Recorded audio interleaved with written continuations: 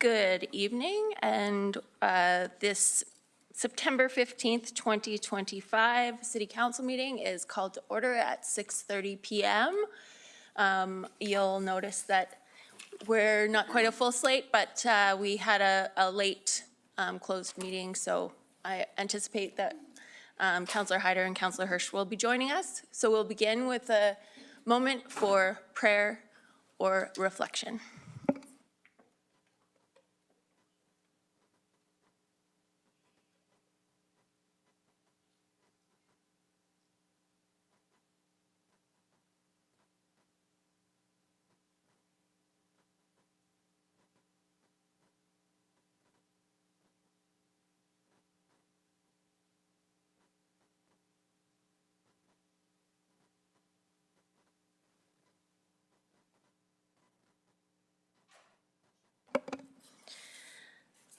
All right.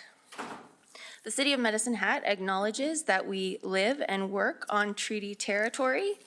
The city pays respect to all Indigenous peoples and honors their past, present, and future. We recognize and respect their cultural heritages and relationships to the land. Adoption of previous council meeting minutes. Regular council meeting minutes of September 2nd, 2024. Any objections? Councillor Van Dyke. Yes, thank you through the chair. Just to note that it is the minutes are missing last meeting's council announcements. So I think there was potentially up to 4 councillor announcements and they're not in the minutes. So if you could deal with that, City Clerk, thank you. Are you comfortable with just making that as amended? Okay. So we will adopt the minutes as amended to include the councillor announcements from the September 2nd, 2025 meeting in the minutes for that meeting. Adoption of the agenda. Any objections or additions to the agenda? Seeing none, we will adopt the agenda as presented. Next up is council announcements. I will do a call, but I know that Councillor Hirsch and Councillor Van Dyke have one. So go ahead, Councillor Hirsch. Thanks, Your Worship. Following on Councillor Robbins' announcement on her intentions, I'd like to make the following announcement. I've made the difficult decision not to seek re-election in the upcoming municipal election. Upon much reflection, I cannot believe it's been 32 years of dedicated public service, starting when I was just 24 years old. I've served this community through many councils, boards, and committees, most notably the Chamber of Commerce, Medicine Hat College, and 3 terms here on City Council. To say the least, it's been a great honor. Over the years, I've worked hard to represent citizens with common sense, accountability, and a commitment to sound governance. When I ran for City Council, among other things, I ran on a promise to implement expense controls, a framework, if you will, for sustainable budgeting and responsible spending that formed into a program called Financially Fit, or Accelerated Financially Fit as people know it. I'm proud to have delivered on that commitment, which was the biggest expense reduction in the city's history. Surprisingly, during that term, who knew that we would govern through a pandemic and the chaos that it brought? I'm proud of the work done by the Council of the Day who supported my offering of a COVID response strategy that was on point to support citizens and especially small businesses that were deemed non-essential. It was a trying time for all. That said, the last term of council has been especially challenging. I supported bringing in a municipal inspection as it spoke to the level of dysfunction we faced.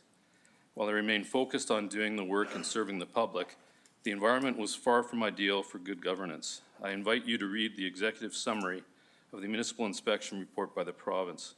Its findings illustrates clearly the impediments and challenges the council faced. Unfortunately, the demands of my professional life outside of council have grown significantly, and I can no longer give the role the attention it deserves. I cannot continue burning the candle at both ends. Something had to give. To quote former Mayor Garth Vallely, we're fortunate to live in the best city in the best province in the best country of the world. I love this city and the life it affords me. To my wife and family, thank you for your understanding over the many years of missing various family events. To the citizens and everyone who supported me over the years, thank you. It has been a privilege to serve, and I always be grateful for the trust you placed in me. Thank you to my council mates for your sacrifices. As they say, this is not goodbye, it is simply see you later. Good luck to all candidates in the upcoming election. Be prepared to roll up your sleeves. There's much work to do. Thank you. Councillor Van Dyke. Yes, sorry, thank you through the chair. That's difficult to follow. Thank you for your service, Councillor Hirsch. I just want to speak a little bit about a group that I participate on as part of my role in council. So we have external committee appointments in addition to the committees that we serve on here within the city. So one of the committees that I'm on is the Intercity Forum for Social Policy, and I've been in that group since the start. It is 19 of the largest urban municipalities in Alberta, and we have council representation and senior administrators from each municipality that sit on that group. In the last year or so, as you may well be aware, we've had some contentious issues around shelter placement in the city of Medicine Hat. And being part of that group, I know that is, we're not the only community that struggles with that. This occurs in any community that hosts shelter services. As part of my role in that committee and as part of my role as a councillor, I've spent a lot of time researching what is best practice when it comes to shelter placement. And unfortunately, despite asking people that I thought should be in the know and our own senior administrators who did some digging on their own, I could never find anything that I felt was truly adequate or informative enough to assist municipalities in making decisions around this topic. So at our June meeting that we had for the Intercity Forum for Social Policy, I brought forward a resolution, which I'm not going to read because it was very lengthy, requesting that that body consider backing the work of doing research into shelter placement services in urban centers.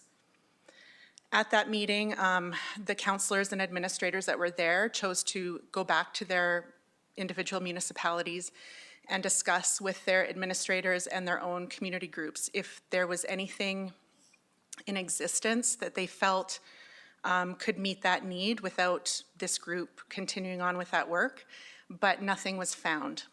So at the September 11th meeting that we had a doctor who specializes in this kind of work, both a medical doctor and researcher who works with the University of Calgary and the University of Alberta. We had a meeting with him previously in the summer, but he attended this meeting where we discussed what the scope of this work would look like. And the committee backed my motion to do this work. So what will happen now is that this group is funding some of that research. It will be taken away. They're doing a scoping review, this medical doctor and his team at both the U of A and the U of C, and they'll begin work on determining, at minimum, a lit review, what exists out there, and then potentially doing their own research projects. The anticipated outcome is that we will have some kind of data-backed information to assist municipalities in determining shelter placement. It would include things perhaps like zoning or land use bylaws, potentially overlays, and just guidance on how to serve the population that is accessing those services, as well as the communities, and making sure that we're protecting the best interests of both. So that work is now in the beginning stages. Unfortunately, that work takes up to 2 years to do, so it will be a while before we see the fruit of this project, but I'm very excited to have been at least a small part in hopefully moving this topic forward, not just in our city and our province, but potentially across Canada. Thank you. Thank you very much. That's excellent news. Councillor Sharps. Thank you, Mayor Clark. So yeah, I just update, mine are nowhere near as exciting. They're just some community events that happened. So first, a debt of gratitude to Councillor Hirsch. Prior to me being on council, I like to annoy you quite a bit, so I intend on continuing to do that regardless of where I am in life. It's nice to have deep conversations with you, and we tend not to always agree, but we always walk away with a better understanding and trying to move forward. So I appreciate that, and I do appreciate your service to this community. I've had years of watching all of you online, and so thank you very much. So a couple of things happened in the last couple of weeks. These are just more events that happened and that I attended. September 5th, Mayor Clark and I attended the Citizen Walkabout for community awareness. I'm assuming you weren't going to announce them, so I'll just do, okay. That celebrates the disability rights movement. It happens across southern Alberta and encourages communities to join in the celebration. So the Walkabout celebrates all abilities, inclusion, and brings awareness to the disability rights movement. I think I've gone every year since I got on council, and it is honestly one of the best things to do. For all the people running, if you can go to these things, this is honestly, these are the things that make you smile, and you're so glad that you're a counselor and you get to participate in these things. So we got to listen to different speakers from self-advocates about inclusion, community equal rights, and a lot about the reduction of stigma around persons with disabilities. So if you can attend the walk next year, you should. It is fantastic. Many members of council also attended a grand opening of the Dunmore Equestrian Community Ranch. And even though this was in Dunmore, our fellow councillors in Cypress County extended a very nice invitation to all of us to attend and take part in the ceremonies as elected officials. So if you have a chance to go out and see, because really we do work as a region, and they've done an amazing job. It's a brand new versatile arena. It's an amazing hub, including horse shows, equine facilitated wellness, 4-H, trade shows, and their hope is even music concerts. So that grand opening day was on the 6th, and they actually had a little Britches rodeo, which was pretty amazing to watch. So if you have a chance, go out and check out our new center in Cypress County. We also had the Build Parade of Homes that opened this week. Again, many members of council were there.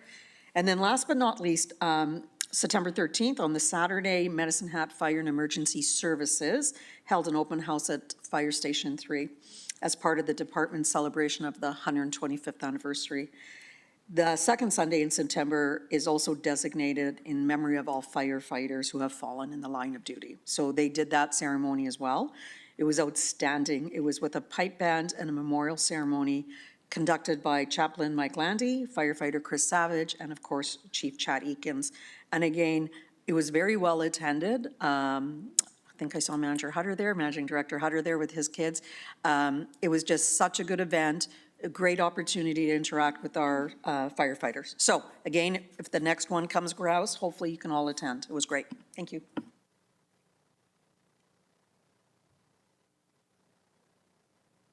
Are there any other councillor announcements? All right, seeing none, we will move on to the consent agenda. Does anyone want to pull anything out of the consent agenda for discussion? Okay, I will entertain a motion. I move that council adopts the consent agenda items as presented or as amended. I'll second that motion. So we didn't make any amendments, so we're just gonna approve it as presented, and we will vote.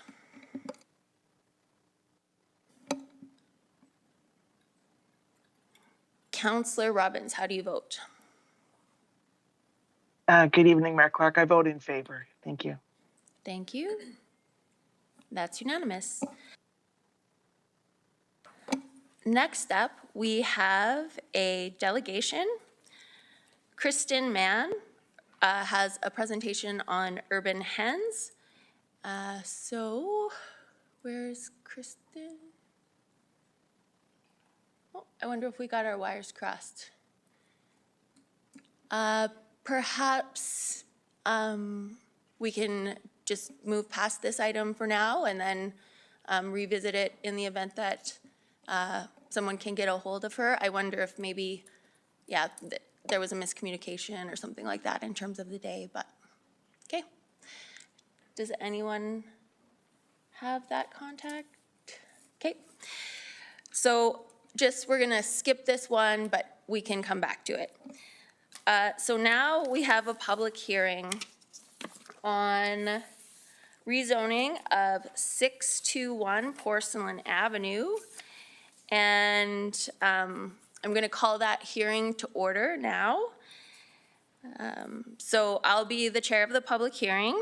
All verbal interactions shall be directed through me. The purpose of this public hearing is for council to hear and consider submissions from the public regarding the rezoning of 620 Porcelain Ave Southeast from mixed-use district, business industrial district, and future urban development district to business industrial district and direct control district. Administration will make a presentation first, followed by a question period for questions of clarity around the table. Then I will ask the city clerk to read the notification report. Then, if the developer is here, they have an opportunity as well. And then I will call for verbal submissions from anyone affected by the proposed item, either in person or online. Participants in the gallery will speak first, followed by those attending virtually. So if you are attending virtually, you must use the raise hand function in Teams to indicate that you want to speak during the appropriate submission period. The names of those who wish to speak online will be submitted to the mayor in the order in which hands were raised. All virtual participants will be muted until it is their turn to speak. When called upon, participants must have their camera on during their presentation. This will be the same process for each round of submissions. There will be 3 rounds of submissions. First, we'll hear from those in support of the proposed item. In-person attendees will speak first, followed by those joining virtually. Next, we will hear from those in opposition to the proposed item. Again, in-person speakers will go first, followed by virtual participants. And lastly, we will hear submissions from anyone who feels that they have not had a fair chance to speak. Online participants must also use the raise hand feature during the final round to indicate their request to speak. If any presenter is referring to a written document, including a map, photograph, or a report, a copy of those documents must be left with administrative staff or forwarded to clerk@medicinehat.ca, clerk@medicinehat.ca for distribution. To ensure consistency and fairness amongst all participants, oral presentation from those in support or opposition or in the third round will be limited to a maximum of 5 minutes. A countdown timer will be visible on screen. At the end of 5 minutes, staff are authorized to deactivate microphones during the public hearing to avoid disruptions to the process. No debate or discussion amongst the council is to occur, and no votes will be taken. Councilors will have an opportunity to ask questions of clarification from any presenter. And then after the hearing is closed, we will hopefully have a motion, and that's when the debate will occur. So, first up is city administration. So, we'll invite them down to make their presentation. I believe we have Superintendent of Planning and Intermediate Planner, and we have the Director of Planning Services. So you can proceed. Thank you.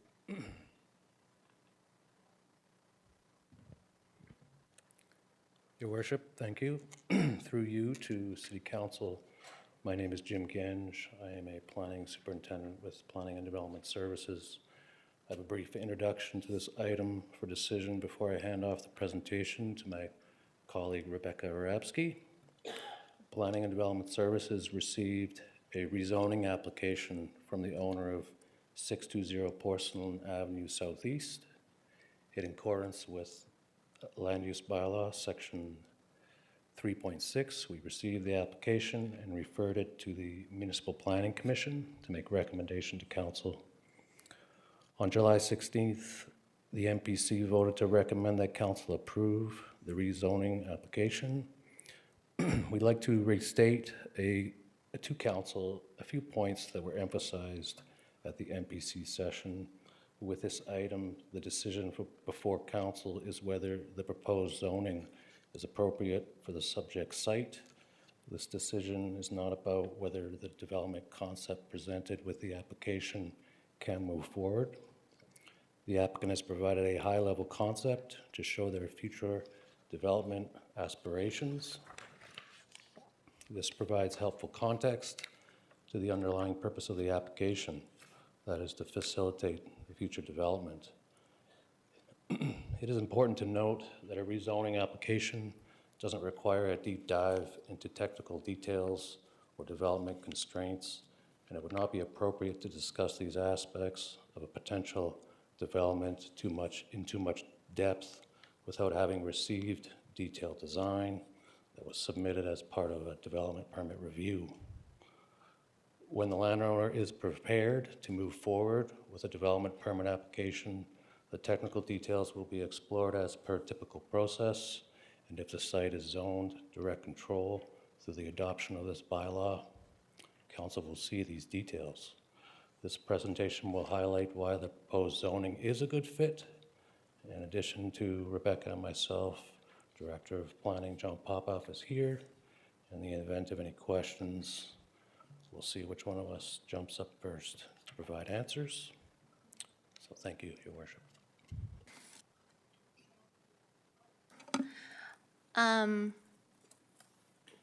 Thank you very much. Are there any questions for administration?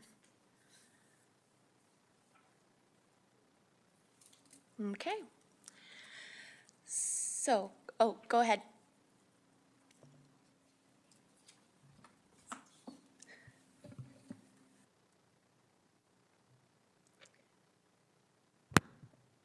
Right. Thank you, Your Worship and City Council. I'm Rebecca Arabsky. I'm a planner with Planning and Development Services. So bylaw number 4854 is an application to rezone 620 Porcelain Avenue Southeast. This presentation summarizes key points contained within the briefing note. The background information includes the applicant's purpose for making the application, an overview of current zoning and existing land use on the site and in surrounding areas, and a brief look at key considerations that are relevant to the zoning and future development of the site. The planning analysis includes a review of relevant council-approved policy guidance and rationale with regard to what the most appropriate zoning is for the site. The presentation concludes with Planning and Development Services recommendation.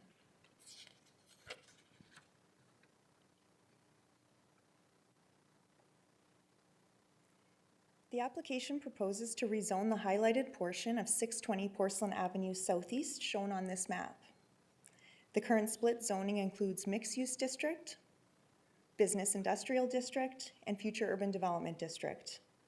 If approved, bylaw 4854 would change the zoning of the highlighted portion of the property to direct control district, and the smaller portion of the property currently zoned business industrial district, shown in purple outside this green highlight, would remain as business industrial district.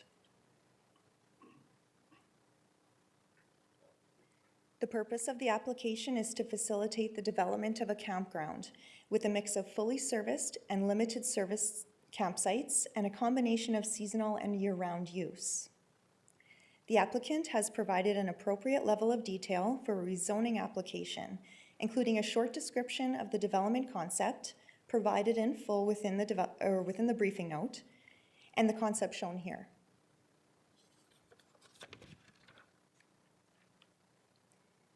The site is currently split into 3 zones: mixed-use district, business industrial district, and future urban development district. Adjacent lands are zoned open space district, historic clay district, and future urban development district. Within the Open Space District are natural areas developed with public trails, the Heritage Pavilion, and McDonald Park. Ross Creek and Seven Persons Creek flow through the Open Space District, join and drain into the South Saskatchewan River to the north. The future urban development district, both within the site and east to the municipal boundary, are undeveloped lands that consist primarily of slopes that are likely not suitable for development due to geotechnical and servicing constraints. A small portion of the future urban development district within the site flattens out beyond the top of the escarpment. The historic Clay District contains the Medicine Hat Brick and Tile site. The Business Industrial District located within the site contains an existing use, a motor vehicle service station. The existing mixed-use district is mostly undeveloped, was previously a component of the IXL operations, and is where the applicant plans to develop the campground.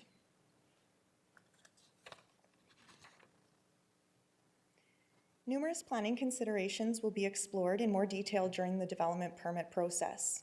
These include site contamination due to previous industrial uses, risk of flooding within the lower bench area, environmentally sensitive lands within the open space district, slope stability of the escarpment, interface between the Medicine Hat Brick and Tile site, and detailed design considerations with regard to vehicle access, site servicing, and other technical aspects of future development. There is currently a varying degree of information available on these considerations. Technical review of a development permit application will ensure these considerations are addressed as necessary. Relevant to the development of the site are a number of council-approved statutory plans, which provide long-term policy guidance. A portion of the site is located within the urban referral area of the Tri-Area Intermunicipal Development Plan. The city is obligated to seek comment from Cypress County on development proposals within this referral area.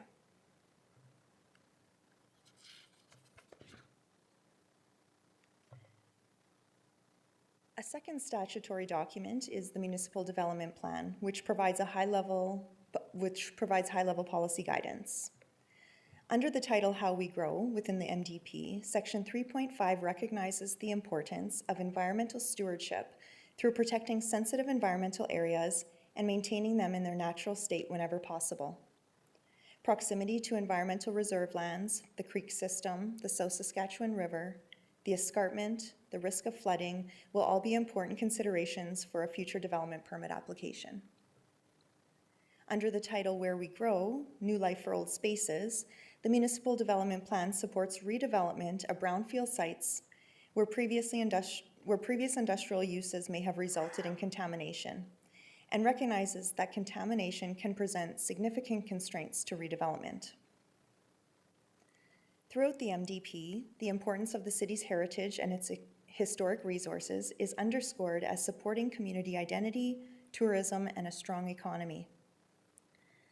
At the time of development permit application, considerations with regard to sensitive environmental areas, existing site contamination, and interface with the Medicine Hat Brick and Tile site will be addressed. I'll note that a letter of support for the rezoning application was provided by the Friends of Medelta Society, the stewards of the Medicine Hat Brick and Tile site, and I have hard copies here to be passed around.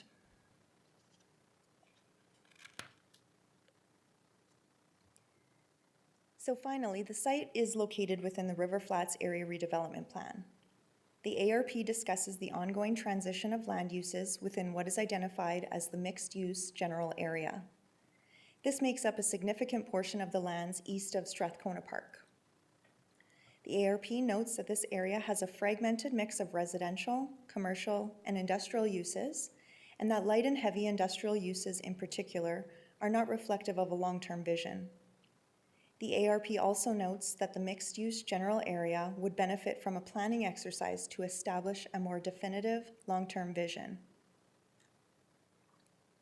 The ARP recognizes that the area will continue to undergo a transition of land uses, which could take a significant amount of time, that there are existing viable light industrial uses currently located within this area, and that the recommended planning exercise to establish a long-term vision has not been undertaken. The policies therefore provide interim guidance that limits the intensity of light industrial development with the aim of not compromising a future vision, and will ensure appropriate interface between the business industrial district, the brick and tile site, and any future development proposals.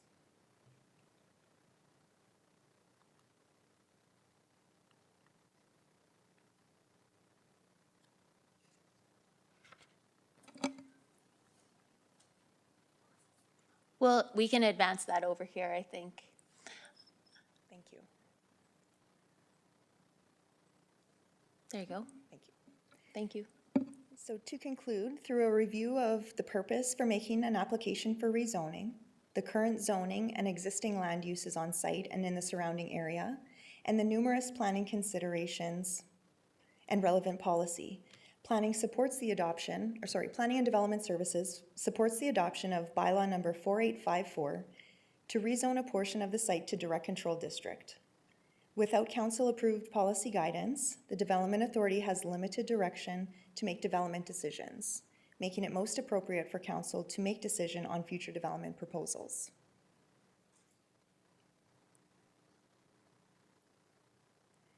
So next we'll go through a few slides showing images of the site. This first slide here is looking north.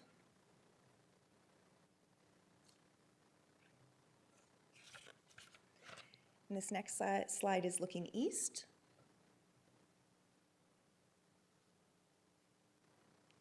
This is looking south.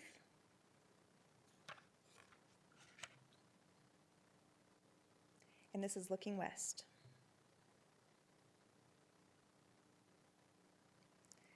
It is recommended through the Municipal Planning Commission that City Council approve bylaw number 4854 to rezone a portion of 620 Porcelain Avenue Southeast to direct control district. If approved, bylaw number 4854 will rezone the highlighted portion of 620 Porcelain Avenue Southeast shown on this map to direct control district. And this concludes my presentation. Thank you. Thank you very much. Council, we're now going to have clarifying questions for administration. Councillor Hirsch.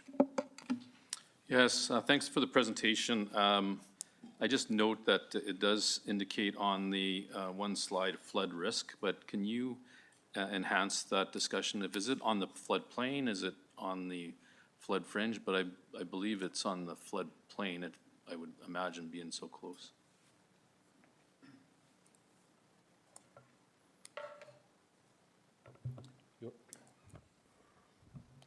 Your Worship, through you to Councillor Hirsch, the site is within the flood fringe.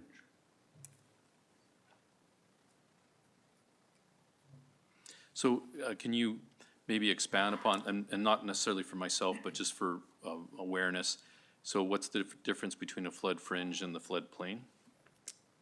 The flood, well, the flood fringe would be a component of the floodplain. The other component of the floodplain would be the floodway. The floodway would be destructive waters, and the flood fringe would be standing or slow-moving water. So if this potential land would be subject to flooding, so I'm just thinking in terms of what the best use would that be going forward. So thank you for that. Thank you. Councillor Knodel. Thanks, Mayor Clark. Through the chair, I'm mostly concerned about environmental impact. So I know that there was evaluation about the safety of this location, and it says that it's low risk or low to moderate risk. I'm just thinking about the highway side or the west side of King Cooley and how that was seen over time after so much dog park usage, that there was erosion in an area that was seen as environmentally sensitive. There is a nice creek in this area, and I understand that this is not going to become a dog park, but there is going to be more foot traffic as a result of bridges being built and so on. So I'm just curious what sort of exploration was done about the environmental impact on the creek and the area of the creek that borders this particular park. Your Worship, through you to Councillor Knodel, The environmental site assessments that were submitted were studies for our information not required at this time that assessed the degree of contamination on the site as a result of previous industrial uses. And an environmental impact assessment is something that we don't have because we don't have we haven't asked for one because we don't have a development permit application. An environmental impact assessment would assess the potential impacts of a development to a surrounding area. Through the chair. Cart before the horse. Thank you. Thank you very much. I don't see any further questions from council. Is the applicant present and interested in making a decision or a presentation? Okay, thank you very much. You're allowed 10 minutes under our bylaw, so I just wanted to make sure you had the opportunity. Okay, so now we are going to ask the city clerk to provide the notification report. Thank you, Mayor Clark. So public notice of subject land rezoning application for 620 Porcelain Avenue was published in the Medicine Hat News on Saturday, August 30th and Saturday, September 6th, 2025. A notification letter related to the subject land rezoning application was mailed to 4 adjacent abutting properties on August 19th, 2025. We received no written submissions. Thank you. I will now invite speakers who wish to speak in support of the proposed bylaw. If you are in the gallery, please come down to the podium, clearly state your first and last name, and write it on the form provided at the podium for the official record.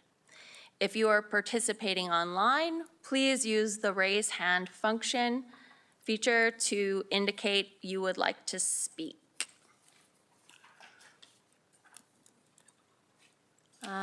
We don't have anyone online. Go ahead.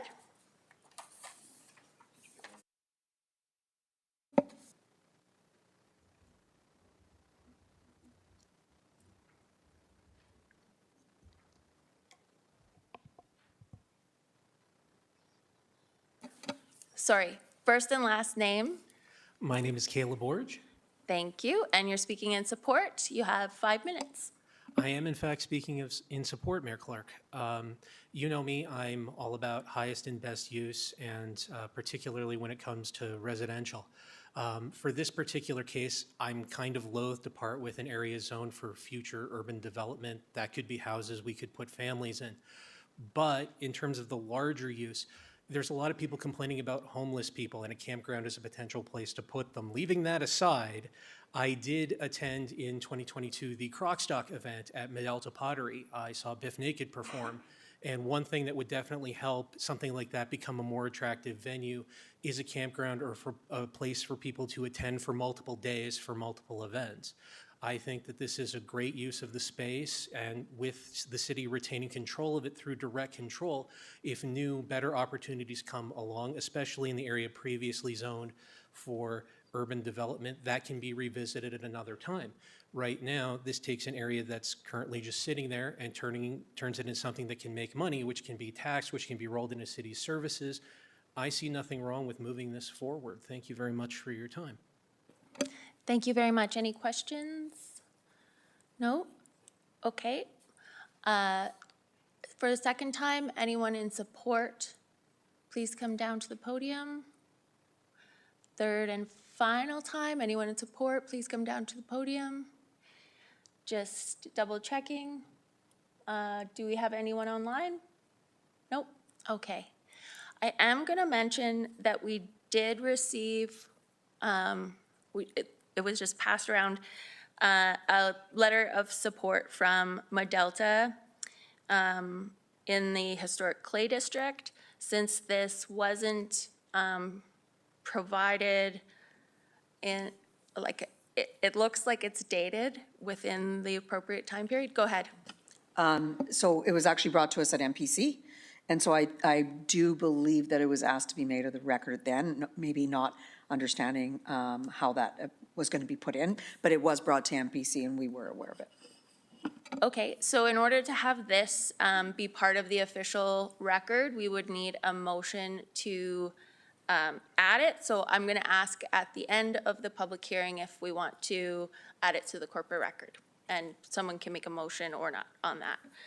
So now we're going to move to anyone who opposes the proposed bylaw. So if you're in opposition and you're in the gallery, please come to the podium, state your first and last name, write it on the form. Oh, I don't know if Caleb did that. Yes, you did. Okay, great. And write it for the official record. If you're participating online, use the raise hand function in Teams.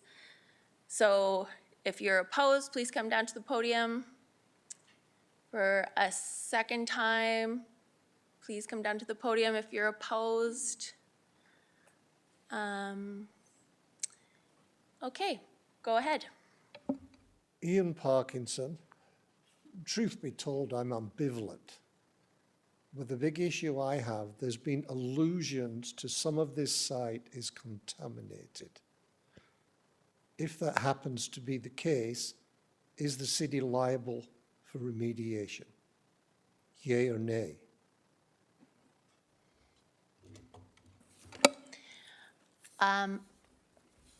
I believe I'm going to turn that over to, I don't know, a director of planning. I think it's difficult in the absence of an agreement. So, yeah, okay.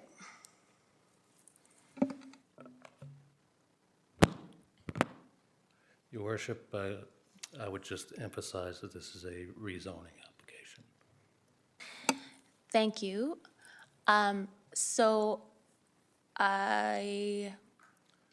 nothing changes. Is that? This is not, your worship, this is not approving a development. This is not a time to do a deep dive into the technical details, but we had information that has been provided ahead of time, provided in the report for decision, indicating no risk. Okay. Mr. Parkinson, did you write your name down on the sheet? I did. Okay, thank you. Thank you. Third and final time, anyone in the gallery who wishes to speak against the proposed bylaw, please come down to the podium. Seeing none, anyone online? No? Okay. Final submissions. If you feel that you haven't had a fair opportunity to be heard on this matter, please come down to the podium and state your first and last name. Second call for people who do not feel they had an opportunity to be heard, please come down to the podium.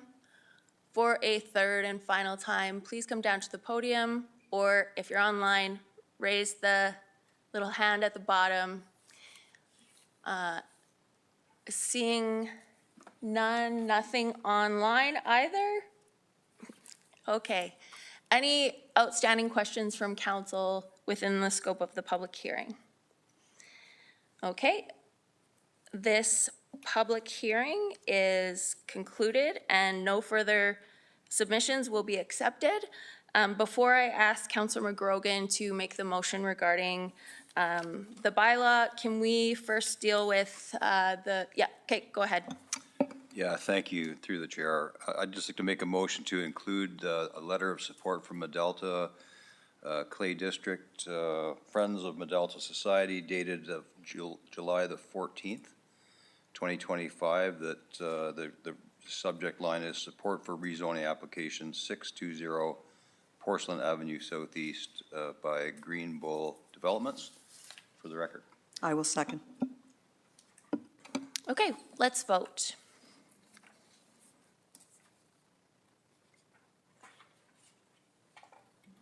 Councillor Robbins, how do you vote? I vote in favor. Thank you. And that's unanimous. Councillor McGrogan. Thank you. I move the council gives second reading to bylaw 4854. Second.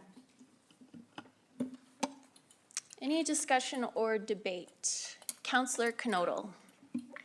Thank you, Mayor Clark.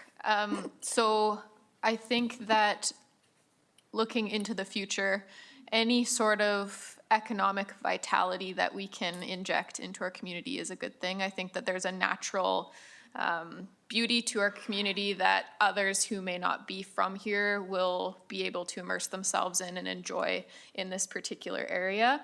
I think, I'm just thinking about Mr. Orge's comments about building more tax-based properties in this area. Obviously, long-term, if that becomes a proposal, there is a very non-permanent element to a campground that could change over time. Not to say that we would want to stop a good thing in its tracks if there's good momentum here, but I do appreciate the developer coming forward, and this is good for Medicine Hat, so thank you. Councillor Van Dyke. Yes, thank you through the chair. So shortly after we started in this role, I recall communications coming and presenting to us to talk about searches on the website.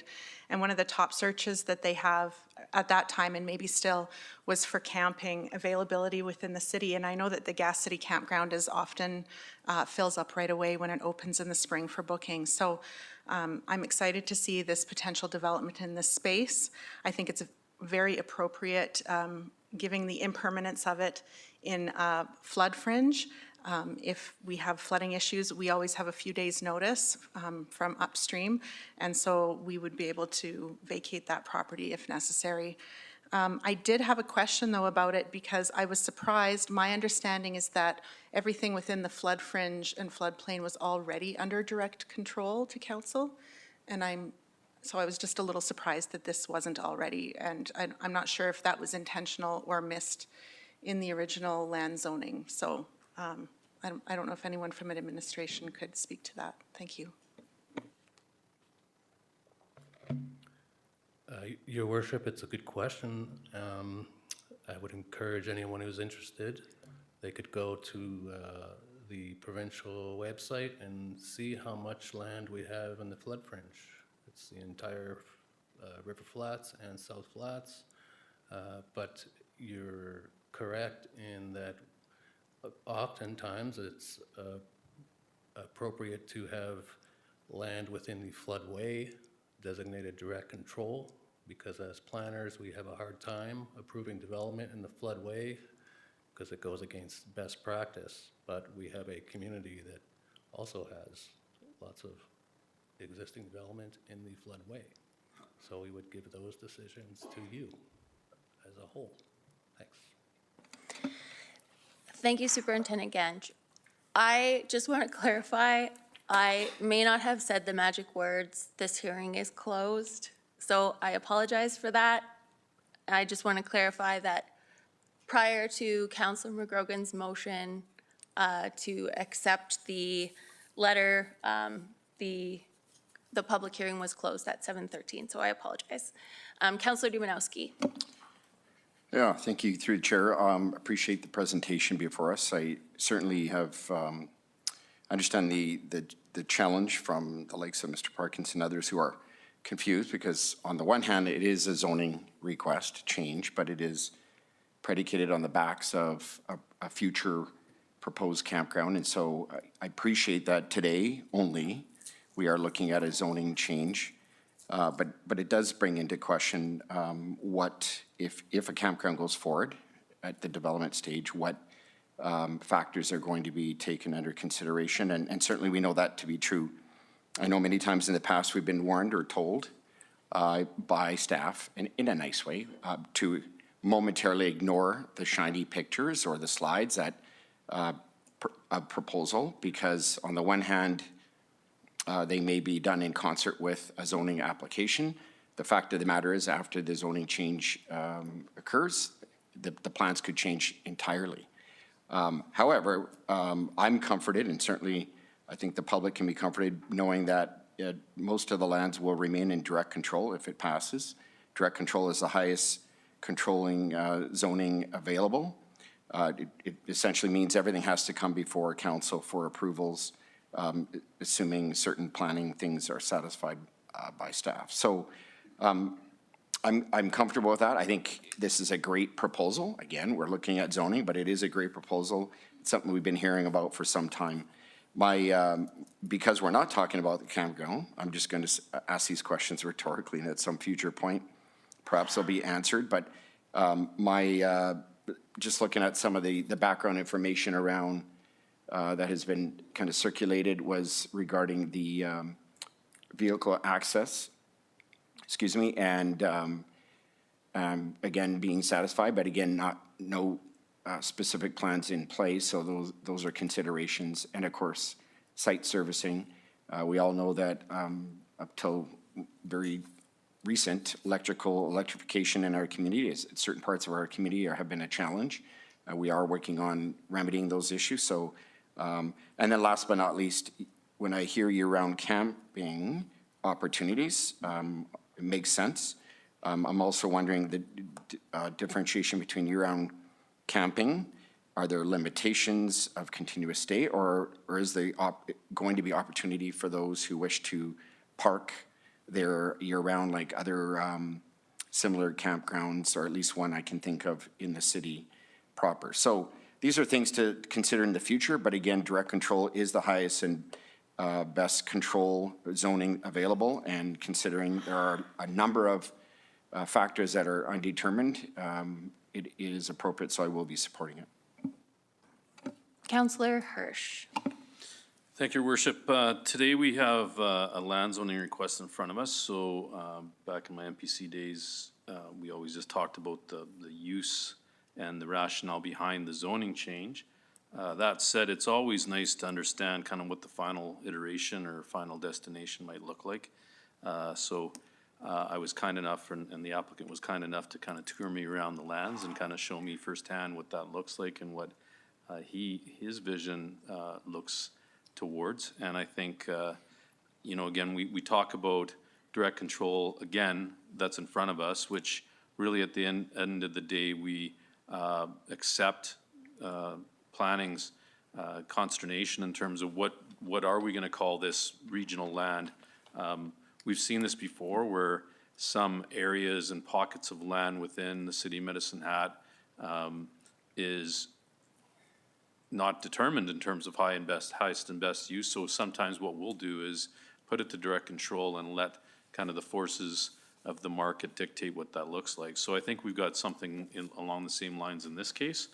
And again, the applicant, knowing that this is direct control, means it's a very high bar for that means council needs to decide the application on its merits that we will be receiving in due course, I would anticipate. But if this is something of a destination and we do get an application that looks and seems to be what's been presented, I think it's certainly something that maintains and fills the bill when it comes to highest and best use. We just talked about the floodplain and what that looks like and mitigation strategies around that, and I think that will be covered off in due course with the application. But for me, the proposal makes sense, harmonizes with current development, and would certainly accentuate those current entities as well. So hopefully we can get to a stage. I certainly have the support for it to be DC and look forward to the application. Thank you. I don't see any further speakers, so we will vote on the motion to give second reading to bylaw 4854.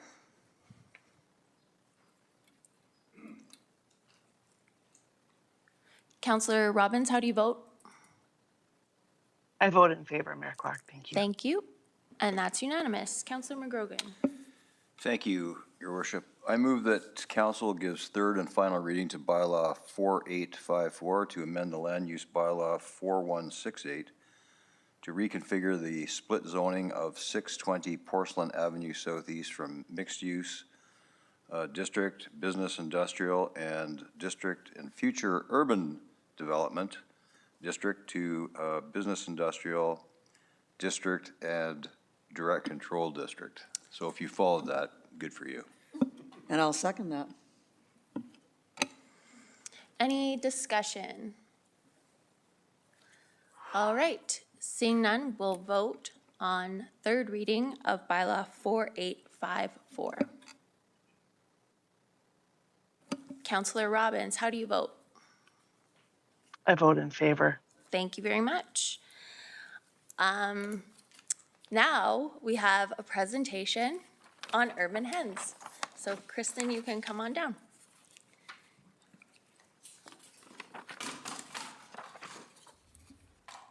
Thank you very much for your presentation. Okay, you have 5 minutes. I believe we're going to put up a little clock, but you can start. Hi, thanks for having me tonight. I know that several of you guys have already heard about urban chickens a few times, but we're back again because I feel like we are not getting a fair chance to be heard. I have over 400 signatures from local residents who are interested in having hens or having the ability to have hens. So I'm just going to run you guys through a little bit of the history. I have a simple proposal, and then obviously administration, I'm sure, would have to look at that and make their own recommendations and changes to the land use bylaw. But next slide, please. Oh, technical timeout. Okay, there you go. There we go.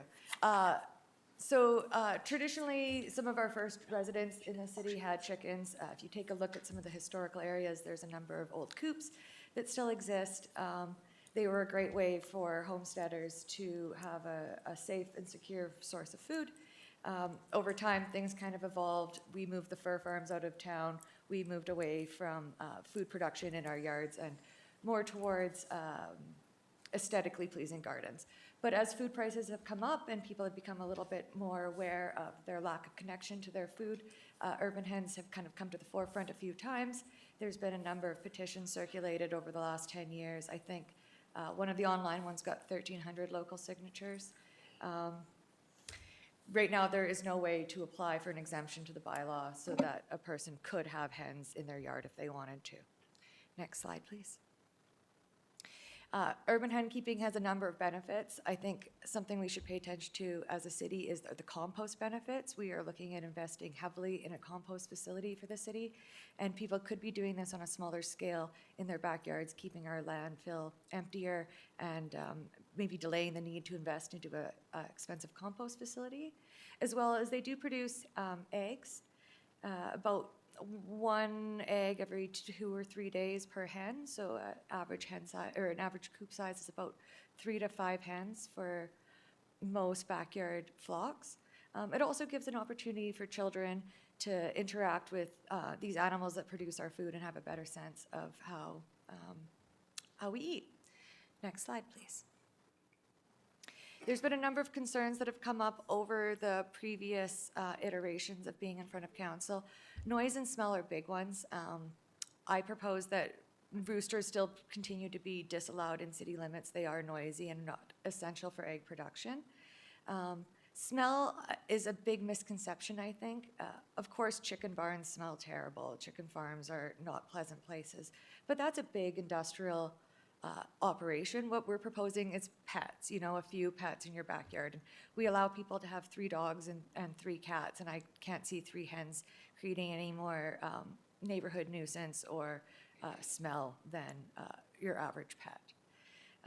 There is also the concern of avian diseases, which can be looked after by vets, and there is medication available at the farm stores, but also an organization called River City Chickens has reached out to us.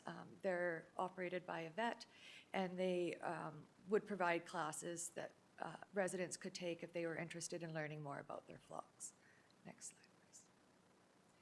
So my proposal is to remove the definition, or to change the definition of livestock in a couple of our bylaws so that the word chicken is replaced with rooster. It would save money on administration costs, licensing, inspections, as opposed to something like a pilot project. And I'm not sure there's a lot more information that we can learn from a pilot project. There's a number of municipalities across Canada who have already taken these steps, who have done studies, who have the data on what sort of complaints and enforcements they've had to take since the changes. But I think we've been putting too much thought into it. Chickens are just like having cats. You need a safe place for them to live. You need to clean them up after them. You need to keep them safe, and you need to love them. But they're just like any other pet. And so I'm really hoping that the animal use bylaw, which already covers all animals in the city, could be looked at as a way to govern. It already exists. It won't cost any money to write new bylaws.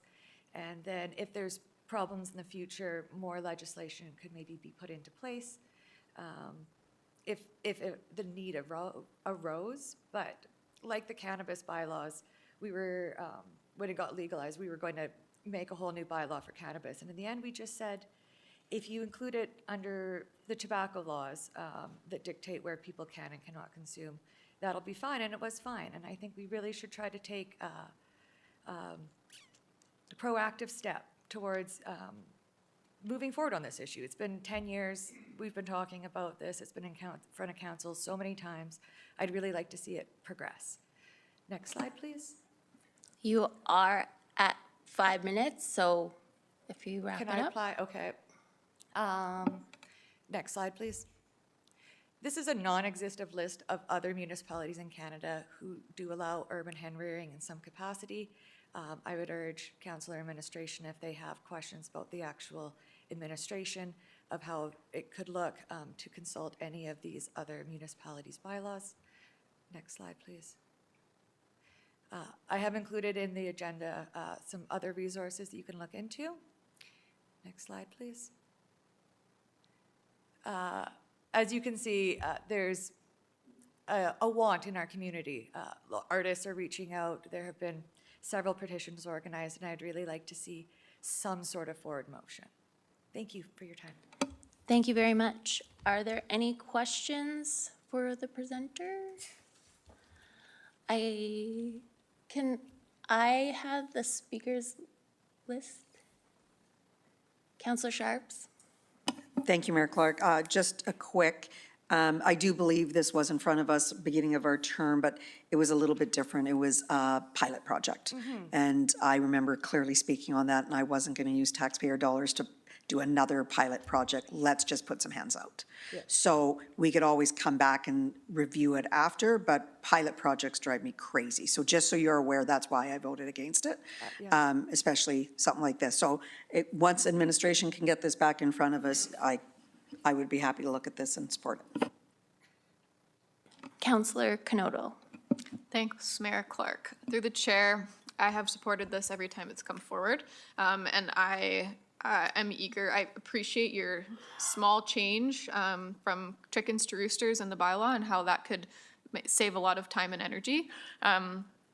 I would love to see the opportunity come forward to vote on it again. I know there's people around the table that don't feel the same as me, and that's okay. Yeah, as Councillor Sharps has just mentioned, we have to send it back to administration in order for a recommendation to come forward. So I would put forward a motion to ask administration to draft a recommendation about changing the community animal bylaw in order to make that change. Pardon me. Are you making a motion? Because if you are, I will second it. Yes, you may respond. I believe that there's also a section in the land use bylaw and in the parks bylaw that also pertains to livestock. Same definition, but I believe it appears a few times. Through the chair. Yes. So with a recommendation that makes, so if admin would bring a recommendation back that considers all relevant legislation and how that could affect change on this particular issue. Thank you. Could we see the motion? I'm just, you obviously make whatever motion you want. I'm just wondering if it makes more sense to just say that administration will bring back amendments necessary to permit backyard chickens or hens? Well, no, we're making a motion.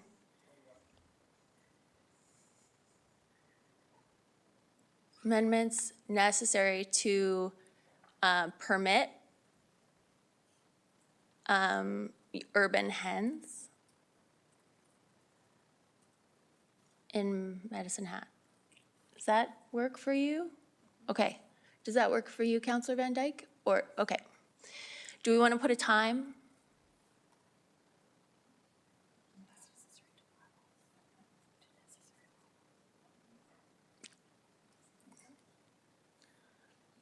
Okay, sure. Yep. Okay, so we'll just leave it the way it is because Could we- it's a little bit close to the election. I feel like it's Super easy. well, it is, I don't know. Could we ask through the chair to administration how hard is this and what time is required on your end in order to make it happen?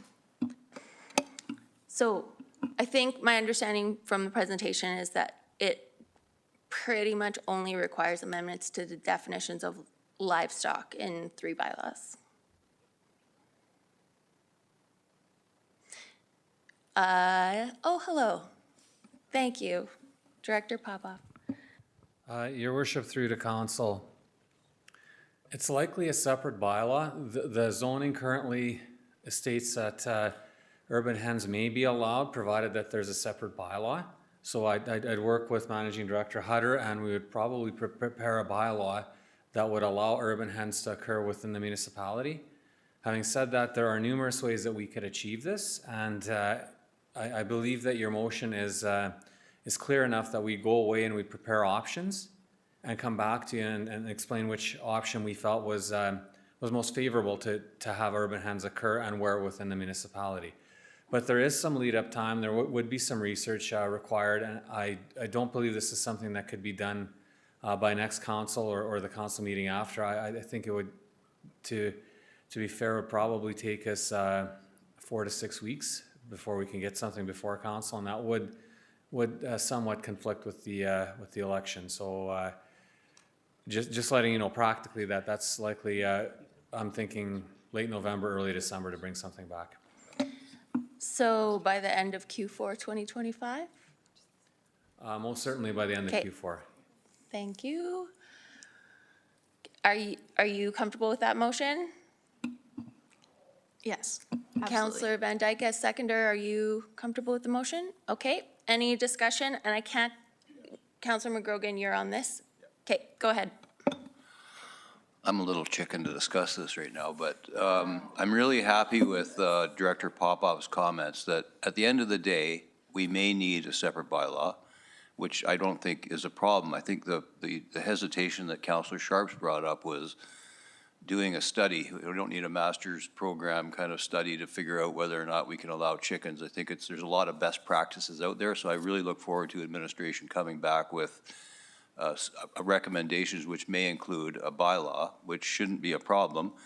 I will just say again, my son has chickens or hens in Calgary, and there's just absolutely no problem. So I support it, but look forward to the proper research by our admin team to get it right.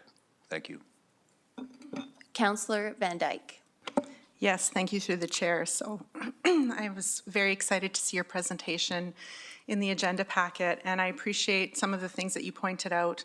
Of course, I've supported this throughout our term and prior to that as part of my work in the community as well. And you make some very good points.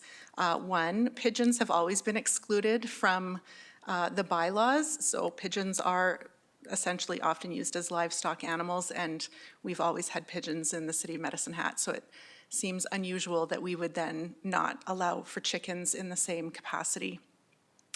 And the other point being around the fact that there are already people in this community keeping chickens and have kept chickens for many, many years without incident. And so we're not forging a new path here. This is extremely common across Canada, and we have a lot of examples within the province alone. So I agree that a pilot project is completely unnecessary, and just changing language within existing bylaws and potentially having to possibly create another bylaw, I think would be suitable. So thank you very much for your presentation, and I hope that this work goes forward. Thank you.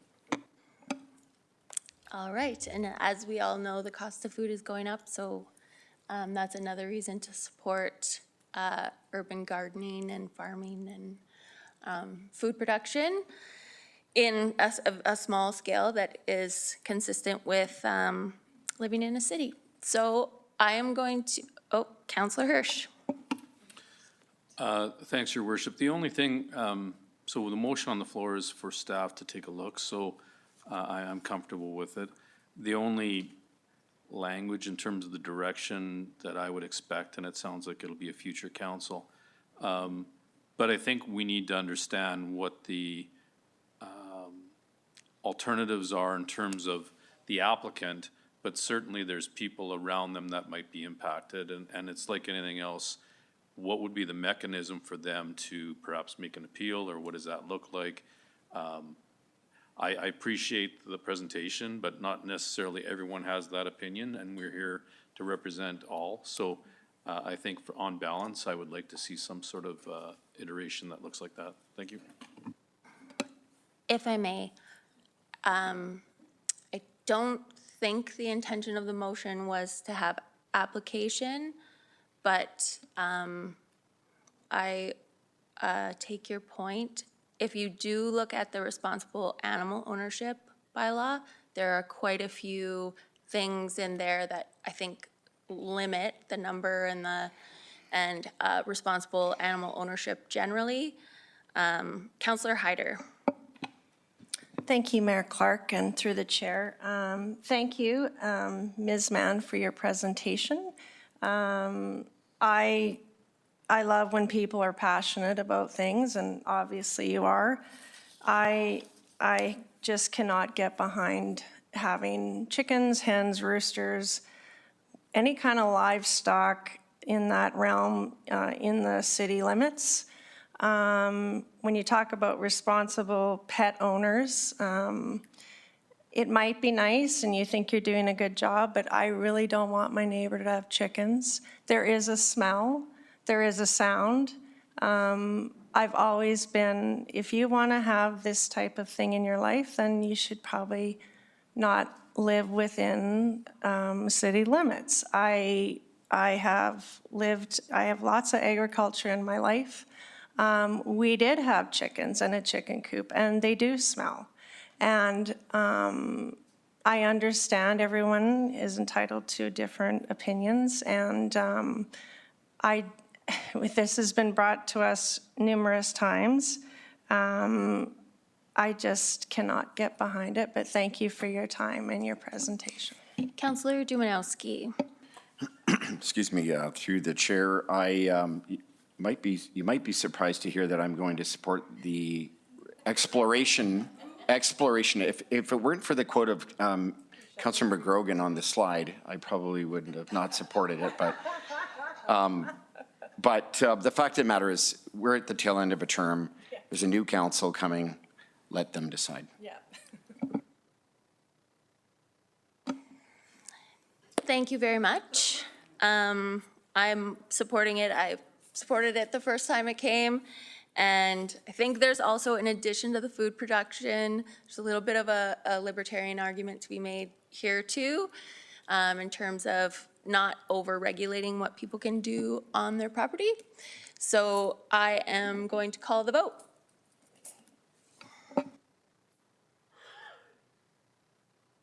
Councillor Robbins, how do you vote?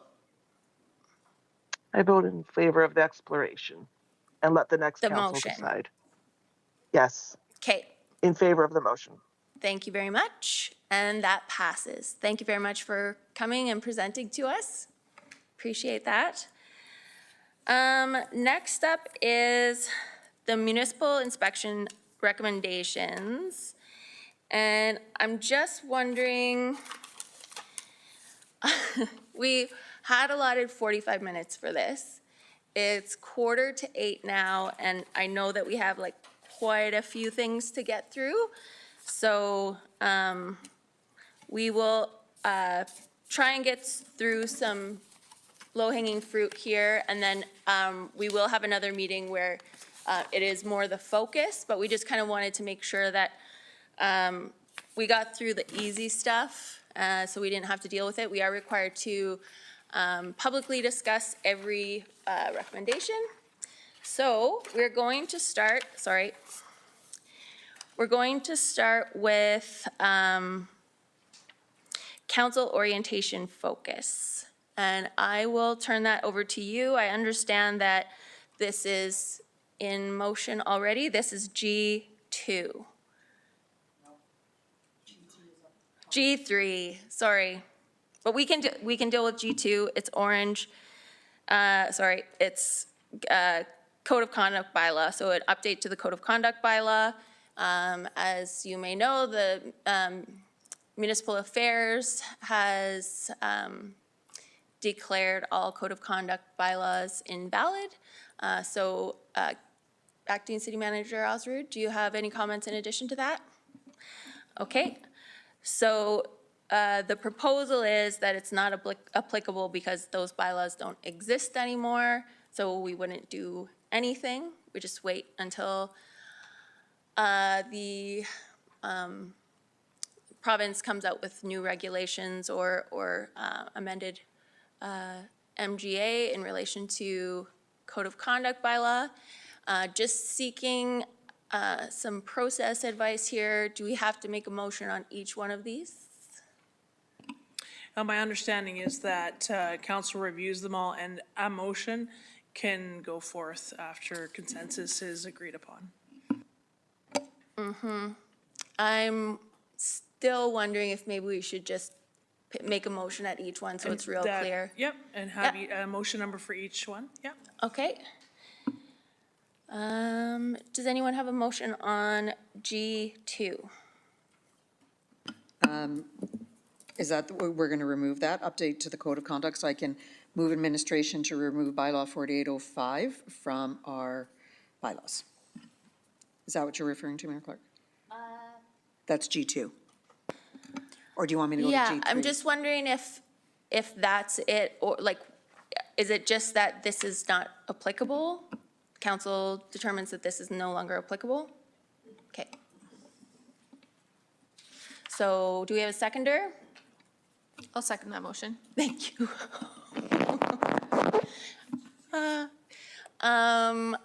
All right, discussion? No? Okay, we'll vote.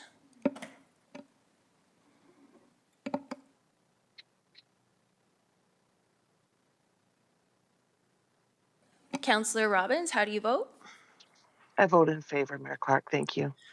Okay, and I'm going to go back to G1 because I do think that's probably one that people are waiting for as well.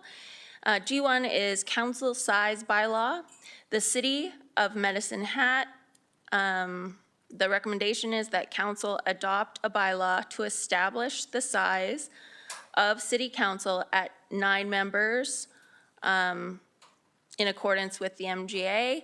So what the MGA said, the Municipal Government Act that governs the municipality, says that a city of our size by default has 7 members of council unless otherwise stated in a bylaw passed by council. We do not currently have a bylaw saying that we have 9 councilors, so by default it would be 7. So I am going to put that out on the floor. The administrative recommendation from our administration is a recommendation that council seeks a legal opinion on this issue. However, one option, because this is just a plan, is to, for the purposes of this election, make a bylaw and then allow for the next council to consider it. Councillor Canoto.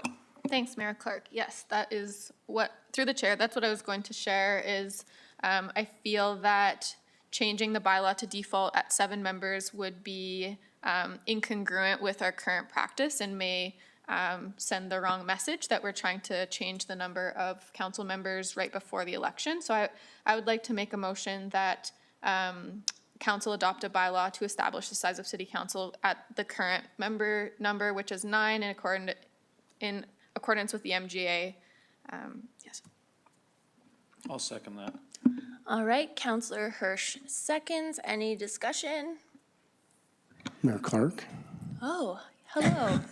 City Solicitor Bullock. I wonder if we could break into closed for a brief discussion about this item.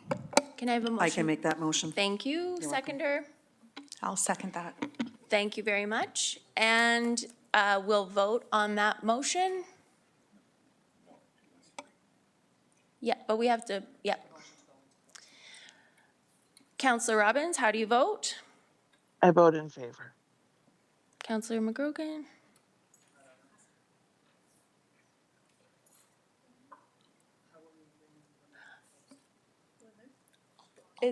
Can I have the vote?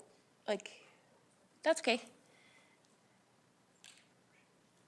All right, that is unanimous. So we are just going to meet out back here and we will adjourn until that discussion is completed.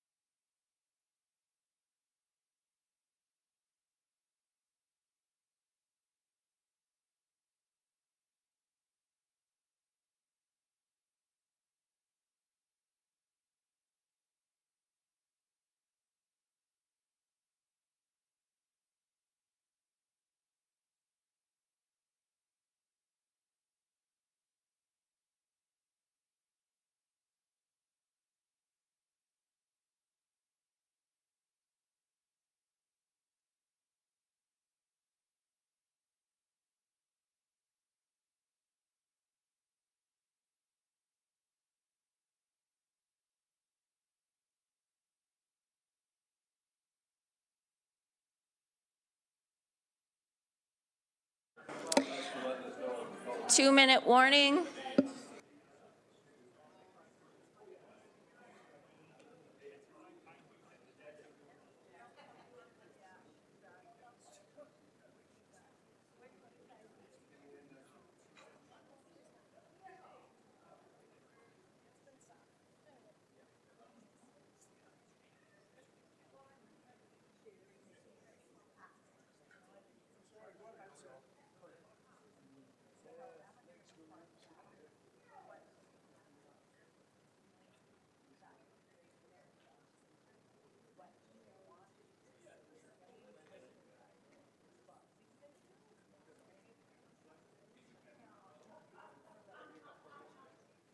Counselor Robbins, are you back in the meeting? Okay, I am here, thank you. thank you. So, can I have a motion to go back into open? I'll make that motion. I'll second the motion. Okay, we'll vote. I vote in favor. Thank you. All right, back to G1. So we can choose to skip it, or we can have a motion if someone wants to make one. Sure, I'll make a motion that the city council adopts a bylaw to establish the size of city council at 9 members and considers the administrative recommendations, and that it comes back in Q1 of 2026. Oh, Q2, sorry. For time. I'll to do second the that. job.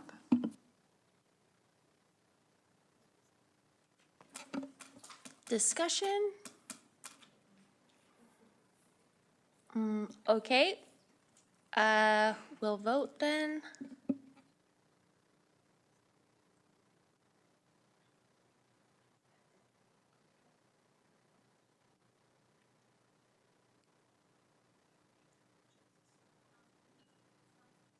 Counselor Robbins, how do you vote? I vote in favor. Thank you. Gonna do another code of conduct, bylaw 1, G7, under the G. Okay, so this recommendation is that the City Council of the City of Medicine Hat review and update, if necessary, the council code of conduct bylaw at least twice during the term. And that is subject to the same non-applicability as the previous code of conduct bylaw recommendation. So the recommendation is to do nothing because it is not applicable. So are we supposed to make a motion that we do nothing? And we're on, okay, so this is G7? No, G8, right? G7? Okay, I make a motion that regarding item G7, Code of Conduct Bylaw Review, we do nothing.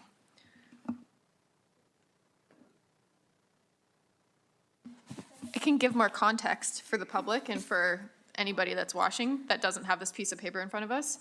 This particular bylaw was repealed, so we don't have anything to interact with, so we will do nothing. Okay. I'll second that. Thank you very much. Any discussion? Seeing none, we'll vote on the motion.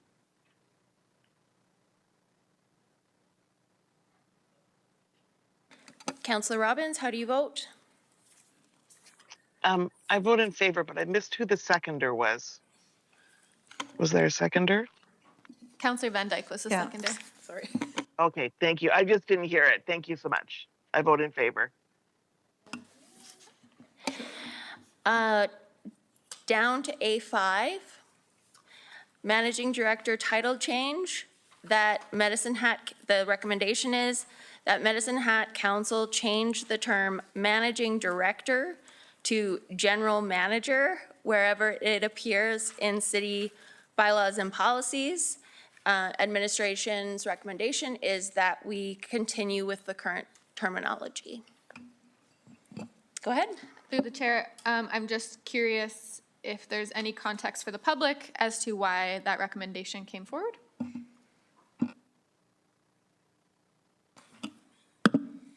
It was in the municipal inspection. I don't have the full document on me right now, but it was just a recommendation just to change the terminology from managing director to general manager. Sorry, Mayor Clerk, through the chair. Why you thought it would be best to keep the current term? The reason why we chose to recommend to keep the current term is because the current term is readily used in the organization, and changing it to general manager would not have a huge impact. So that was why we decided. I'll make a motion. Yes. I will make a motion to not do anything in regards to A5, so we will continue with the current terminology as per administrative recommendations. Seconder? I'll second. Thank you. Councillor Dumanowski? Excuse me, through the chair. So I'm just wondering, we have all these recommendations from the province. It seems to me, or at least I'm confused around what is discretionary and what is not. If I look at just the wording itself, it does say that City Council changed the term. It doesn't say consider, doesn't say other verbiage. Anyway, I'm just wondering if we have the discretion to disagree or not follow this recommendation. What would stop us from not following or pursuing other recommendations? I'm not trying to be silly. I'm just trying to ask an honest question. Do you have an answer, Acting City Manager Osrud? So in after the municipal inspection was completed, there was the 3 directives. And then so one of the directives was for council to consider the 68 recommendations. So they're recommendations, not directives.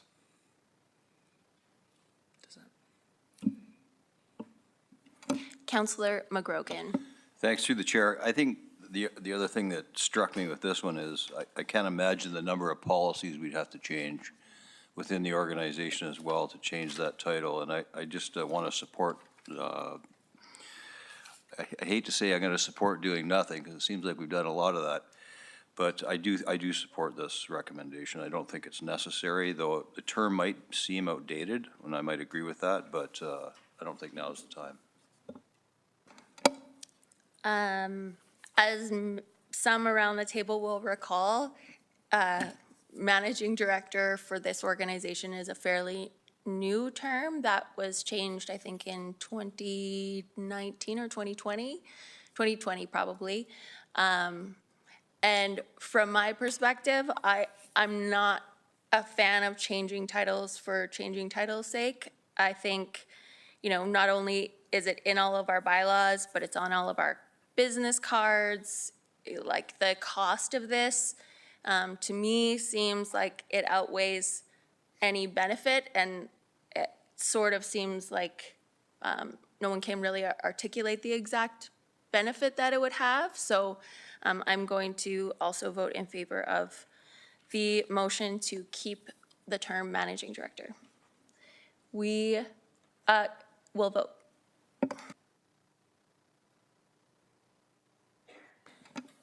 Councillor Robbins, how do you vote? I vote in favor. Can I just note, Mayor Clark, that my little hand signal is somehow gone, so I can't raise my hand. So if I have something to add to the discussion, I may just say hello or something. Sorry, I don't know why it's not working. I don't have the ability. Okay, I would appreciate that. At this point, I can't see you on the screen anyway, so yes, please do just notify me if you have anything to add. Thank you. I'm gonna do one more and then go back to G37. Sorry. There is, sorry. These papers are so long. We're gonna go to A13, which says personal and travel expense policy. The recommendation is that the Medicine Hat City Administration update the personal, travel, and expense policy So only unbudgeted or unusual travel expenses require approval.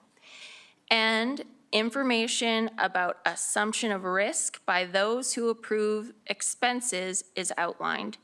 And that the policy process of approval of expenses be examined against similar policies in other Alberta municipalities to identify best practices. Administrative recommendation is to not implement this. All personal and travel expenses should be approved. Personal and travel expenses are corporate training and corporate training are budgeted as lump sums, so it would be difficult to determine what travel expenses are budgeted versus usual and which ones are unbudgeted versus unusual.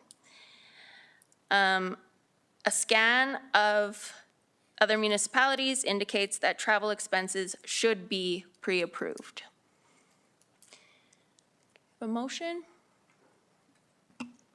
I'll make a motion to disregard item A13 and continue with the approval process for both budgeted and unbudgeted travel. I'll second. Thank you. Any discussion on that? Seeing none, I will note that we have, there is in process, it's come to council before, an amended expense policy. And so we're looking forward to having that come forward, but I fully support the outlined recommendation as, in my view, pre-approving is best practice. So we will vote. Did we get a seconder? Yes, Robert, yes. Okay. Councillor Robbins, how do you vote? I vote in favor, thank you. Okay.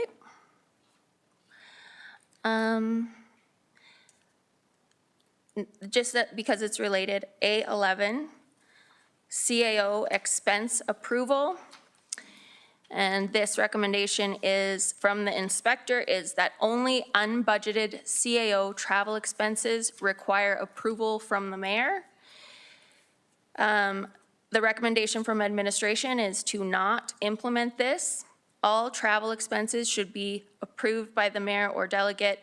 CAO travel expenses and corporate training are budgeted as lump sums, so it would be difficult to determine what travel expenses are budgeted and which ones are unbudgeted. Councillor Canoto. Thanks, Mayor Clark. Do we have a streamlined process for the paperwork to flow through that you sign off on or your delegate signs off on? Is it really easy? It has evolved. There's a couple of different processes.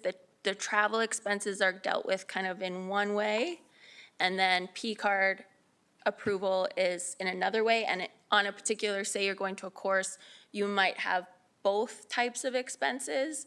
So those are dealt with differently, but they are, they're approved digitally. Do you have anything to add? No? Okay. One more question. Is the travel expenses, I know we're in the process of making these things more transparent. Is it easy for council to access that information after you've signed off on it? It is not. And I think we've discussed before that my preference would be for things that I signed to be put together in an administrative package that comes to council. It doesn't have to be the whole agreement or the whole thing, but just so that we're aware of it. And I think the expense policy, the expense disclosure solves some of that, but I do think there's room to have a quicker feedback loop in terms of the CAO's expenses coming back to council in a timely fashion, which I don't think is too difficult. It can happen fairly easily, I think. Thank you. I'll make the motion. I will move that we continue, so for item A11, we continue to approve the CAO's travel and corporate training expenses so that we have full authority over that's bad language. I'm just wondering, if it would be okay, Acting City Manager Osrud, if we just said we adopt the recommendation as presented by administration? Does that work for you? Absolutely, then I don't have to wordsmith because I'm Or not either thriving. amended, like either presented or amended. Yeah, okay. So we will adopt item A11 as per administrative recommendations. Thank you, Councilors Knodel and Councilor Dumanowski. Any discussion? No, we will vote.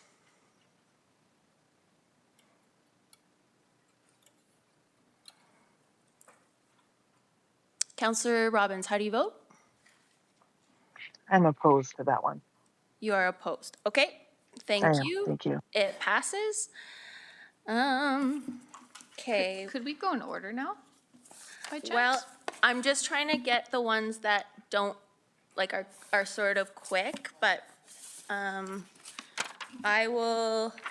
think we go to G37, and then we'll go back to the start, just to get the blue ones. That is a blue one. Your worship. 37, yes, go ahead. So like 35 is about the briefing note that was implemented in the fall of '24.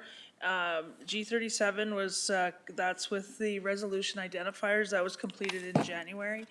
And also to tracking councillor departures upon declaration, G39, that was completed in August of '25. Would council be comfortable to put all three of those as recommended by administration? Good question. I believe there was a suggested amendment on G37. Councillor Sharps? Thank you. Yes, I did have an amendment to G37. I do appreciate administration has done this, and it's been great when we have access, but I'm wondering if we can have a link to that file for the public. So the list of the motions that are made, so that they don't have to go through every package to find the motion and when it was being done. I would have to ask IT and who does the website, if that is possible.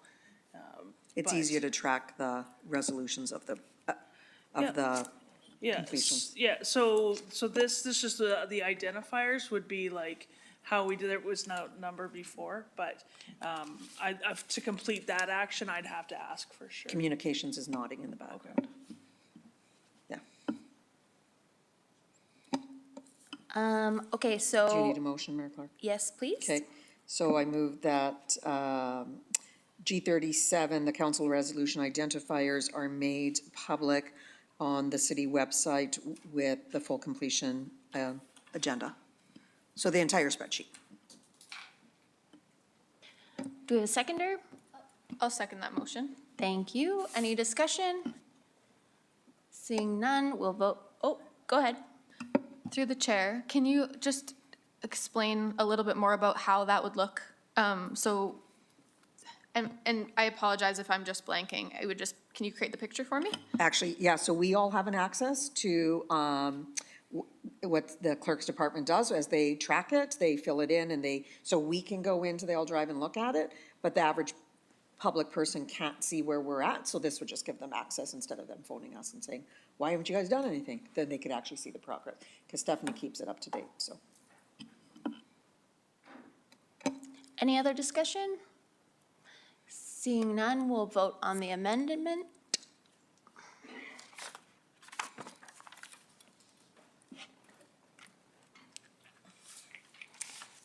Okay, I vote in favor, Mayor Clark. thank you very much. So 35, G35 is briefing note nomenclature change. And the recommendation is that the City of Medicine Hat Council consider changing the name of briefing note to request for decision to accurately represent that council is being asked to act on a topic. This was completed in fall of 2024. And item G39, tracking counselor departures upon declaration. The recommendation is that the Medicine Hat City Clerk comply with section 8.3 of the procedure bylaw and record when elected officials depart and return in relation to pecuniary interest or conflict of interest. This was completed in August 2025. So we can deal with those at the same time if someone would like to make a motion.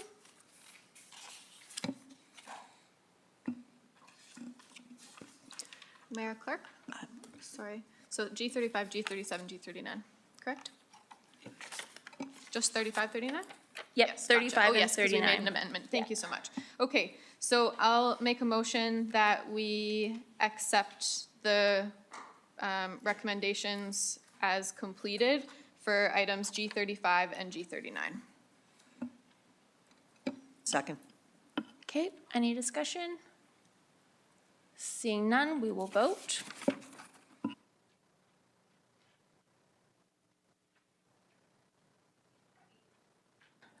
You just have to reset it. Sorry. There you go. Thank you.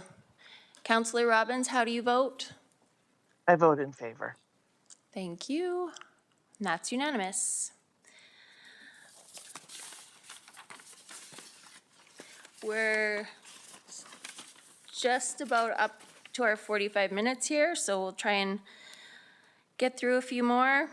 Council orientation focus. This is G3.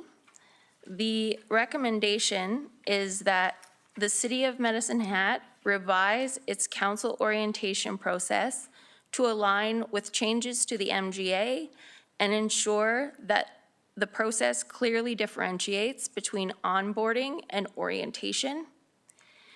Administration's recommendation is updated council orientation sessions scheduled for the new council will commence with a 2-day governance training to set the tone for the new council. Additional individual sessions will be set to address municipal finance, economic development, and energy in November. So basically, we're doing that. Okay. Go. Okay, and then G3, council orientation focus. Oh, sorry, G4, council orientation content.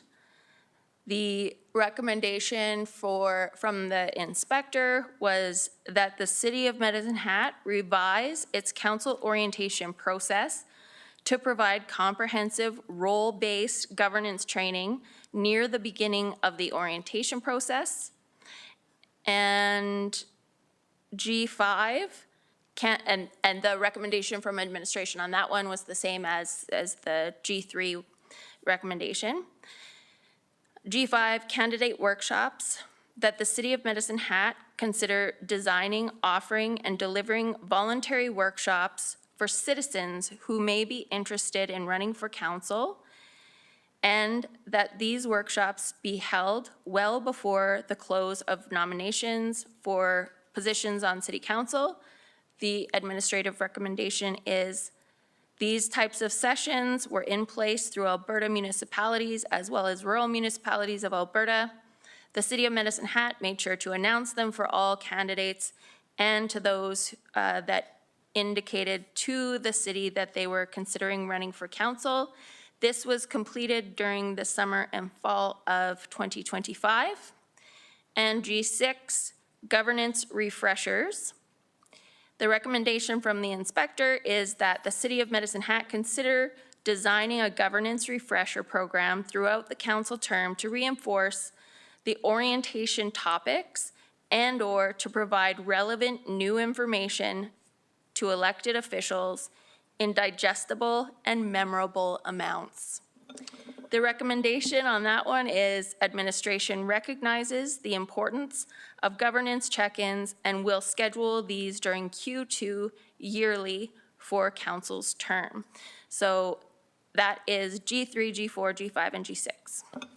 I'll make a motion that we adopt administration's recommendations regarding to G3, G4, G5, and G6 as outlined. I'll second. Thank you. Any discussion? Go ahead. Thanks, Mayor Clark. Being that one is completed, is that necessary to adopt the recommendation, or do we just adopt it as completed? Yeah, for each one, we're adopting The like that recommendations. line. Yep, So, that's yeah, fine. I think it's fine. And it will happen again the next election, so it's not done. Okay, thank you. All right. Seeing no further speakers, we will vote on the motion. Councillor Robbins, how do you vote? I'm in favor, Mayor Clark. Thank you. Okay, thank you very much. So that's our 45 minutes on that. We still have quite a bit to get through. But for the purpose of completing this meeting in a timely fashion, we're going to move on to CAO performance approval. So this is a recommendation that came out of the, we might as well do that right now. Do you remember which number it is?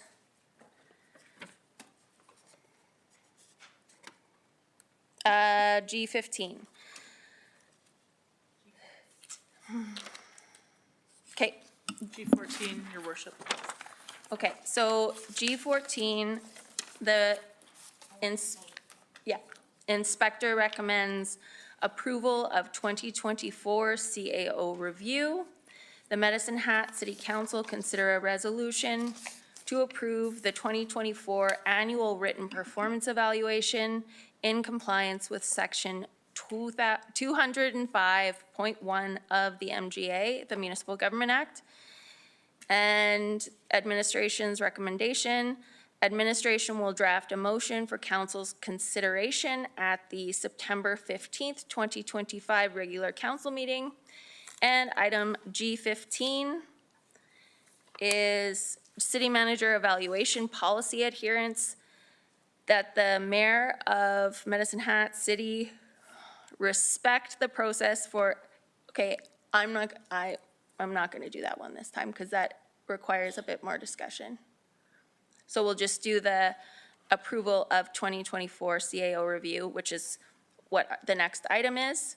So does passing the bylaw count as, like if we just do this thing, then that's considered discussed? Yeah, under 11.2, Your Worship, that recommendation is approved, that would be, yeah, facilitate that, because I'd correlate that motion number to that. Okay. I will entertain a motion.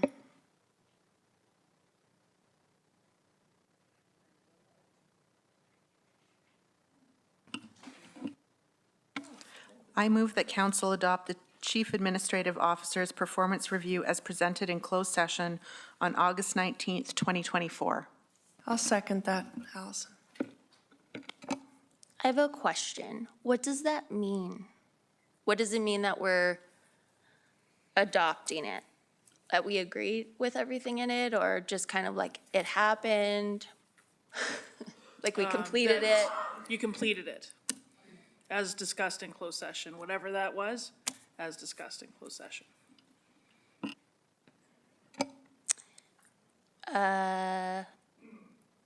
Okay, is that what this motion says?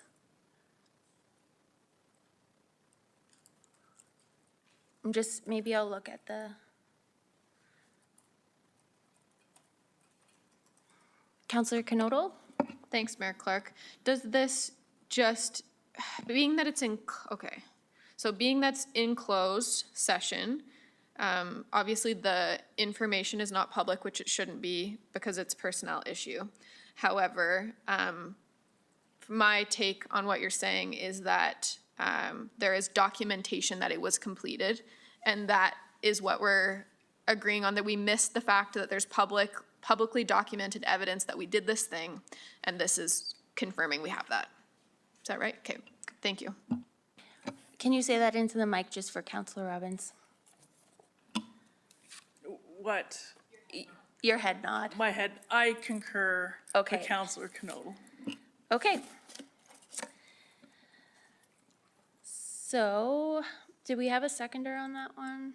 Can't remember. Yes, we did. Any discussion? Seeing none, we'll vote on the motion. I'm just gonna clarify again. It seems like odd to me when we vote for things that we really can't like change. So, go ahead. Yes, if I may, through the chair. Perhaps City Solicitor Bullock or Acting City Manager could specify, it's in the MGA that requires us to do this. Perhaps they could read the passage and it could clarify what it is that we're approving. My understanding, of course, is just that it's a requirement saying we've done the work that we're required to do as a council, but perhaps they could give the exact wording of the MGA. Thank you. Go ahead. Through the chair, I'm glad I brought my MGA with me. Okay. Yes, section 205.1, it says a council must provide the chief administrative officer with an annual written performance evaluation of the results the chief administrative officer has achieved with respect to fulfilling the chief administrative officer's responsibilities under section 207. So it doesn't actually say that, go ahead, go ahead. Sorry, if I may, through the chair, does it not go on to specify that a motion must be made in the following council meeting to approve the performance evaluation? That was my understanding from the municipal inspection.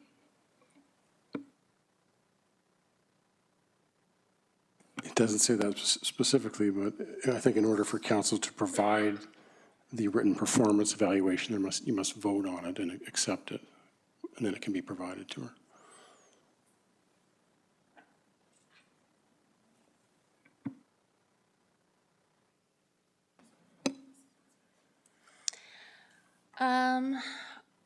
Okay. I think that the municipal inspection does cite the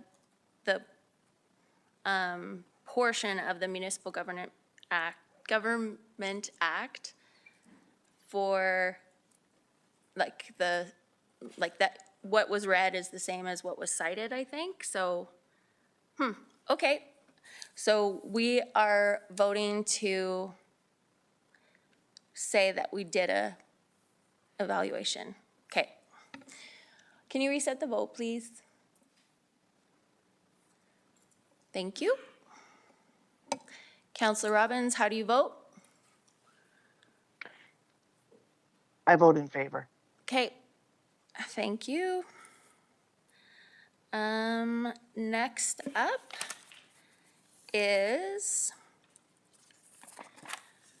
bylaw 4856 to amend the residential tax exemption bylaw. And first reading of this bylaw occurred on August 18th, 2025.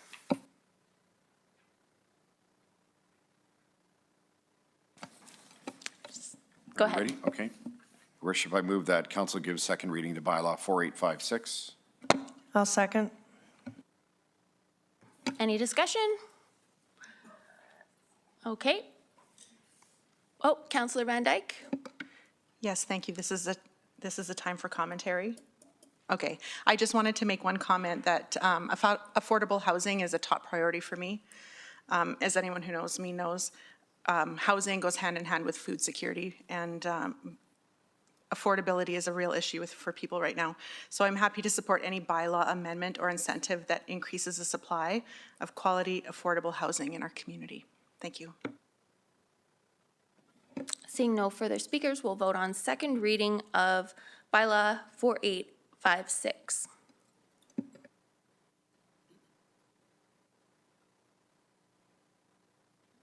Okay, Counselor Dumanowski, do you have another motion? I do. I move that council gives third and final reading to bylaw 4856 to amend the residential tax exemption bylaw. I'll second that. Sorry, Mayor Clark, I don't think my No, vote was noted you're on right. second. Yeah, no, that's all right. I vote in favor. Thank you. Thank you. So now I don't see any speakers on third reading, and we had a seconder, so we will vote on third reading.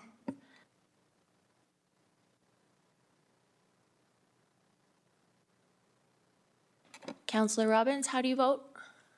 In favor. Thank you. Thank you. That's unanimous. Next up is item 11.4, Rate Review Committee and Alternatives.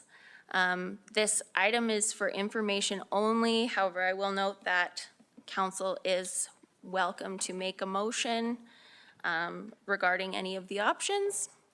With us, we have Managing Director of Energy, Land and Environment, Rochelle Pancoast, and Director of Energy, Marketing and Business Analysis, Travis Tuchscher, and they have a presentation for us. Go ahead. Thank you, Mayor Clark. While this item is for information, certainly it does relate to a pending motion of council, so I do expect council to consider that through the end of the discussion. I'll be walking through the presentation, but I do certainly have Director Tuchscher with me to assist as required. And let me just make sure the clicker is working. Just a little technical thing. The light is still on the mic and the podium. Should it be off or? I'm not sure if that impacts sound. Go ahead. Thank you. Not your podium. Oh, thank you. The other podium. All right. May not be working, Melissa. Next slide, please. So since this was last discussed in July of this year, we will go through some additional background to refresh everyone's memory. And ultimately, we are looking and offering some rate governance options consideration in absence of a municipally controlled corporation. And although this is presented for information, because it does relate to a pending motion, staff have also offered a recommendation with respect to the options that we are sharing this evening. Next slide, please. So first, some background on some of the related council decisions to this point. And maybe the clicker is working now. So bear with me, this was a long file. I'll try to go through this relatively quickly. But the decisions do go back 2 years. So in September 5th, 2023, council supported an independent review of the city's COMCO or energy business to confirm the overall strategic approach to ensure best value for the community. In November of that year, we did kickstart the KPMG Energy Business Review Strategic Report. And in December 5th of that year, we did receive council's approval to start drafting implementation plans to understand what a municipally controlled corporation or MCC and a rate review committee or RRC could look like, what it would take to get there and how much it would cost. Then in May of this year, we did share disclosure documents confirming, and council confirmed moving to a public hearing. In June, the public hearing was held. And on July 21st, council considered recommended motions to implement an MCC and a rate review committee consistent with the KPMG report. So that takes us to the most recent motions, where council opted to defeat the motion related to establishing an MCC. But there was a second motion that does remain pending, and that essentially is pending with a further motion where council had directed staff to provide additional information regarding the rate review committee as a standalone committee and to come back at a September meeting. So that's what we're discussing tonight. Ultimately, I'll admit I was personally a little bit surprised at the desire to consider the RRC or rate review committee motion independently, and here's why. The recommendation that came forward was essentially to do both rather than one or the other. And that was really born on how the recommendation arose. Out of the Energy Business Review, administration had endorsed KPMG's recommendation to establish the MCC and establish the Rate Review Committee. And specifically, the proposed MCC and Rate Review Committee were coupled together in a new governance model where they would counterbalance each other. The MCC, as the driver of KPMG's recommendation, was set to be a monopoly that was motivated, at least in part, and I know people get nervous of this, by profits. The Rate Review Committee was added to that as a counterbalance despite adding significant significant cost and effort to improve expert-informed rigor. So ultimately, the Rate Review Committee was deemed necessary because of the independent existence of an MCC and the desire for an expert-informed regulator to review and assess the rates that would be recommended through an MCC. The expert-led regulator would ensure that the rates, as proposed by the MCC, were not too high and are otherwise fair both for the business and for the customers. So just to remind Council what the original proposal was, aka what the pending motion essentially references, the original proposal. I'll try to run through this portion quickly just to refresh everyone. But essentially, the Rate Review Committee, as proposed, would be comprised of individuals with relevant experience, ultimately following industry-accepted rate design practices to recommend fair and competitive rates for ratepayers, while those rates reflecting the distribution business's needs as well as the ratepayer needs. The use of the Rate Review Committee was meant to help delineate Council's conflicting duties to protect the business, was the MCC suggested approach. The taxpayers would retain Council as the lead there, and the ratepayer interest would be the Rate Review Committee's approach as the counterbalance to the MCC. It was also proposed to help add additional structure to the rate setting process, including possibility of adding more formal process for interveners to participate. And it was offered to provide access to more technical expertise, recommending that the committee would be primarily skills-based, with the recommendation including 5 voting technical members, as well as up to 2 voting counselors to represent community interests, and up to 1 non-voting community observer, and that was to help with the broader transparency and education process. The mandate essentially was for the Rate Review Committee or the proposed regulator to address regulated electricity and natural gas related charges, and you can see the possible categories there. And with respect to the process, it really did start with the MCC providing a submission to the regulator of its annual application for rates in detailed form. Ultimately, the regulator would then request and receive information from the MCC related to questions about its application or submission, opportunity to conduct public sessions for interveners and ratepayers, a request for any revisions from the regulator to the MCC, and then the regulator itself would communicate the rate decisions. So in this case, it had been proposed that the rate regulator would be making the rate decisions after review of the MCC's proposed rate submission.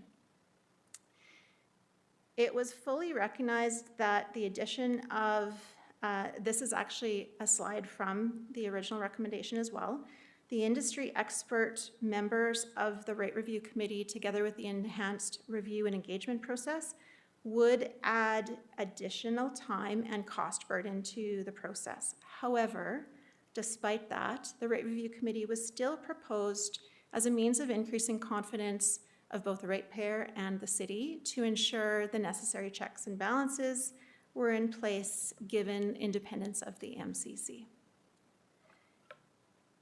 So in summary, on the context, before we get to the options, without an MCC, the value proposition for a rate review committee shifts, and we do suggest it should be revisited. We have identified a spectrum of options that we'll walk through next for council's consideration. So this is a summary of them here, and we'll walk through each in more detail in the next few slides. And it is a spectrum that reflects anything from status quo to implementing something as if it looks as close to an MCC and rate review committee as we can without actually creating a new company. So starting with status quo, that really is reflecting current state, where we have staff go through the budgetary process, make recommendations. Council has an opportunity to review, ask questions. Public hearing is included in that, and then decisions are made by council after the public hearing. An option is to enhance the public hearing process if the desire is to have more rigorous public participation. A third option is to continue a status quo, but to formalize use of consultants, almost as if we leverage an auditor in reviewing the work. And that would be desired if we're looking for more skill-based support. A fourth is to introduce a rate advisory committee with no delegated authority. So in this case, council would retain the decision-making authority, and we could marry this or not with an equivalent energy business advisory committee, whether separate or as a combined committee. The rate review committee, as proposed in the original motion, accepting the existence of an MCC. In that case, it would have delegated authority as the regulator of rates. And number 6 is essentially a rate review committee with delegated rate review authority and an MCC-like counterbalance where there's an energy business committee with delegated authority, at least to some degree. And again, we'll walk through these in more detail. In terms of status quo, the rate-making process would continue under the current framework, where essentially staff create the commodity and distribution rates that follow AUC or Alberta Utility Commission rate-making principles, and City Council reviews and considers public input and is addressed through a bylaw process. The pros, it's a known process, it's an expedient process, it's the least administrative burden to deliver those outcomes, and arguably it's the most, I know it doesn't always feel like it, but it's the most agile and responsive to ratepayer and or political queries outside of the normal rate setting periods. The cons is that there isn't a formal intervener process other than the public hearing itself, and council skills are determined by the electorate and may end up being suboptimal for reviewing what is proposed. This option arguably would be desired if the focus is on efficiency and agility. The second option is status quo, but with an enhanced public hearing process. And in this case, this option would consist of an additional step or more that would allow for greater ratepayer participation. Noting, however, that the framework for enhanced public hearing would still need to be developed if this is the option that council directs staff to move towards. This process similarly is known and has provided competitive rates over time in terms of status quo, relatively low cost to enhance the public hearing, and would provide greater ability compared to status quo for customers to have input and to seek clarification on the rate-making process. It does retain some ability to consider changes brought by ratepayers or council outside of the normal rate-setting process. There would be a cost of additional time and process to be determined what it looks like, and we retain council as a decision maker, which may or may not have suboptimal skill sets. So this is an option if we're looking for status quo with enhanced engagement. The next option is to utilize consultants more formally, and ultimately that is a status quo approach, but with more frequent and formalized use of consultants to provide additional third-party review. This would have minimal impact to existing approval timelines, readily added to the existing process with a limited administrative burden, and it would provide third-party expert-based verification of the rate-making process, adding confidence to council and the ratepayers. More frequent and formal use of consultants could also introduce more frequent implementation of best practices approaches that the consultant may bring forward, that staff may or may not readily see, and it retains the ability for the city to consider changes brought forward by ratepayers and or council outside of the normal rate setting process. The cons is that more frequent use of consultants would add cost to the process, and it does still retain council as the decision maker, which may or may not have a suboptimal skill set. So this is an option that readily adds skills if that is the desire or challenge that we're trying to solve. A fourth option is a rate advisory committee. This is a committee without delegated approval authority. This is where the city could move forward with a skill-based rate advisory committee, so similar to the rate review committee, but without the delegated authority. And this could be supplemented with a similar skill-based energy business advisory committee. Again, in this case, we could do that separately or as a combined advisory committee. The pros, it adds skill-based input to the rate-making process, and if we marry that with the energy business advisory side, it adds skill-based input onto the energy business side as well. It does also retain the ability to consider changes brought about by ratepayers and or council. However, this would take longer to implement. It would also increase cost and time to the process, leveraging external parties.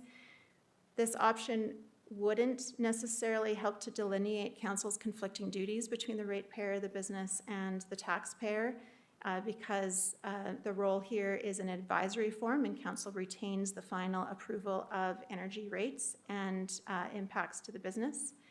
And there is some question as to whether there would be attraction and retention risk resulting in ineffective committees. We have experienced some form of advisory committees in the past, and there had been difficulty retaining that talent because they really didn't have control of the outcomes and had been frustrated to some degree if their advice had not been followed. They didn't have the necessary skin in the game. This, however, certainly does also introduce the addition of skill-based review into the process. The fifth one is as the motion is proposed, where it is a delegated authority as the regulator to review and approve rates on behalf of the city. This option would add significant oversight to the rate-making process for greater stakeholder engagement. And in this case, however, you can view it as a pro or a con. Political influence is likely minimized in this scenario in favor of fairness for the business and the ratepayers as a whole. Cons, this would significantly increase cost and time to the process. Director Tewkscher can speak to this perhaps as part of the Q&A, but it does take us several months to confirm what the rate recommendations are and go through the approval process. So usually our analysis for new rates, for instance, is in a Q1 timeframe, so we can speak to that as needed as well. The level of oversight in this case may be more than is required because there isn't a conflict of interest between the group proposing the rates and the group approving the rates. There may again be uncertain interest in committee membership in terms of attraction and retention, simply because no other municipally owned distribution company has operated under this structure. So this is something that may be desired if we're seeking the most highest level of regulator oversight with respect to rates. A sixth option is to marry a rate review committee with delegated authority as a rate regulator with an equivalent MCC-like delegated authority for an energy committee. So this scenario A rate review committee adds the additional oversight to the rate-making process and allows for the greater stakeholder engagement while also minimizing political intervention. If you marry that with the Energy Business Committee that would have delegated authority, that would also improve governance oversight with a skill-based committee that would be positioned to identify options to improve the best value for the business units. And this scenario, short of creating a brand new company to establish an MCC, still can delineate council's conflicting roles while retaining control of defined or desired areas. So it, in a sense, achieves much of the MCC model without much of the cost. The cons of this option is that it is the greatest cost to implement. There's uncertain interest in committee membership, again, from an attraction or retention, simply because no other municipality with owned distribution assets, owned energy assets have operated under this structure. And this option would be sought if you're seeking to achieve the greatest skill-focused and greatest rigor at both the rate side of the equation and the energy business side of the equation. So I attempted to pull this together, and I apologize, you can't see the coloring very well, so I'll walk through it. Tried to attempt to pull this together visually. The horizontal axis defines as you move to the right. The skill level and rigor is added as you move models to the right. And as you move models from the bottom up, it indicates how much effort and cost is added to implement and operate the model. So status quo is the simplest. We stay the same in terms of skill level, and there's no new cost to implement. It is what it is today. We can keep at the same skill level, and with a bit more cost, we could enhance our public hearing process today.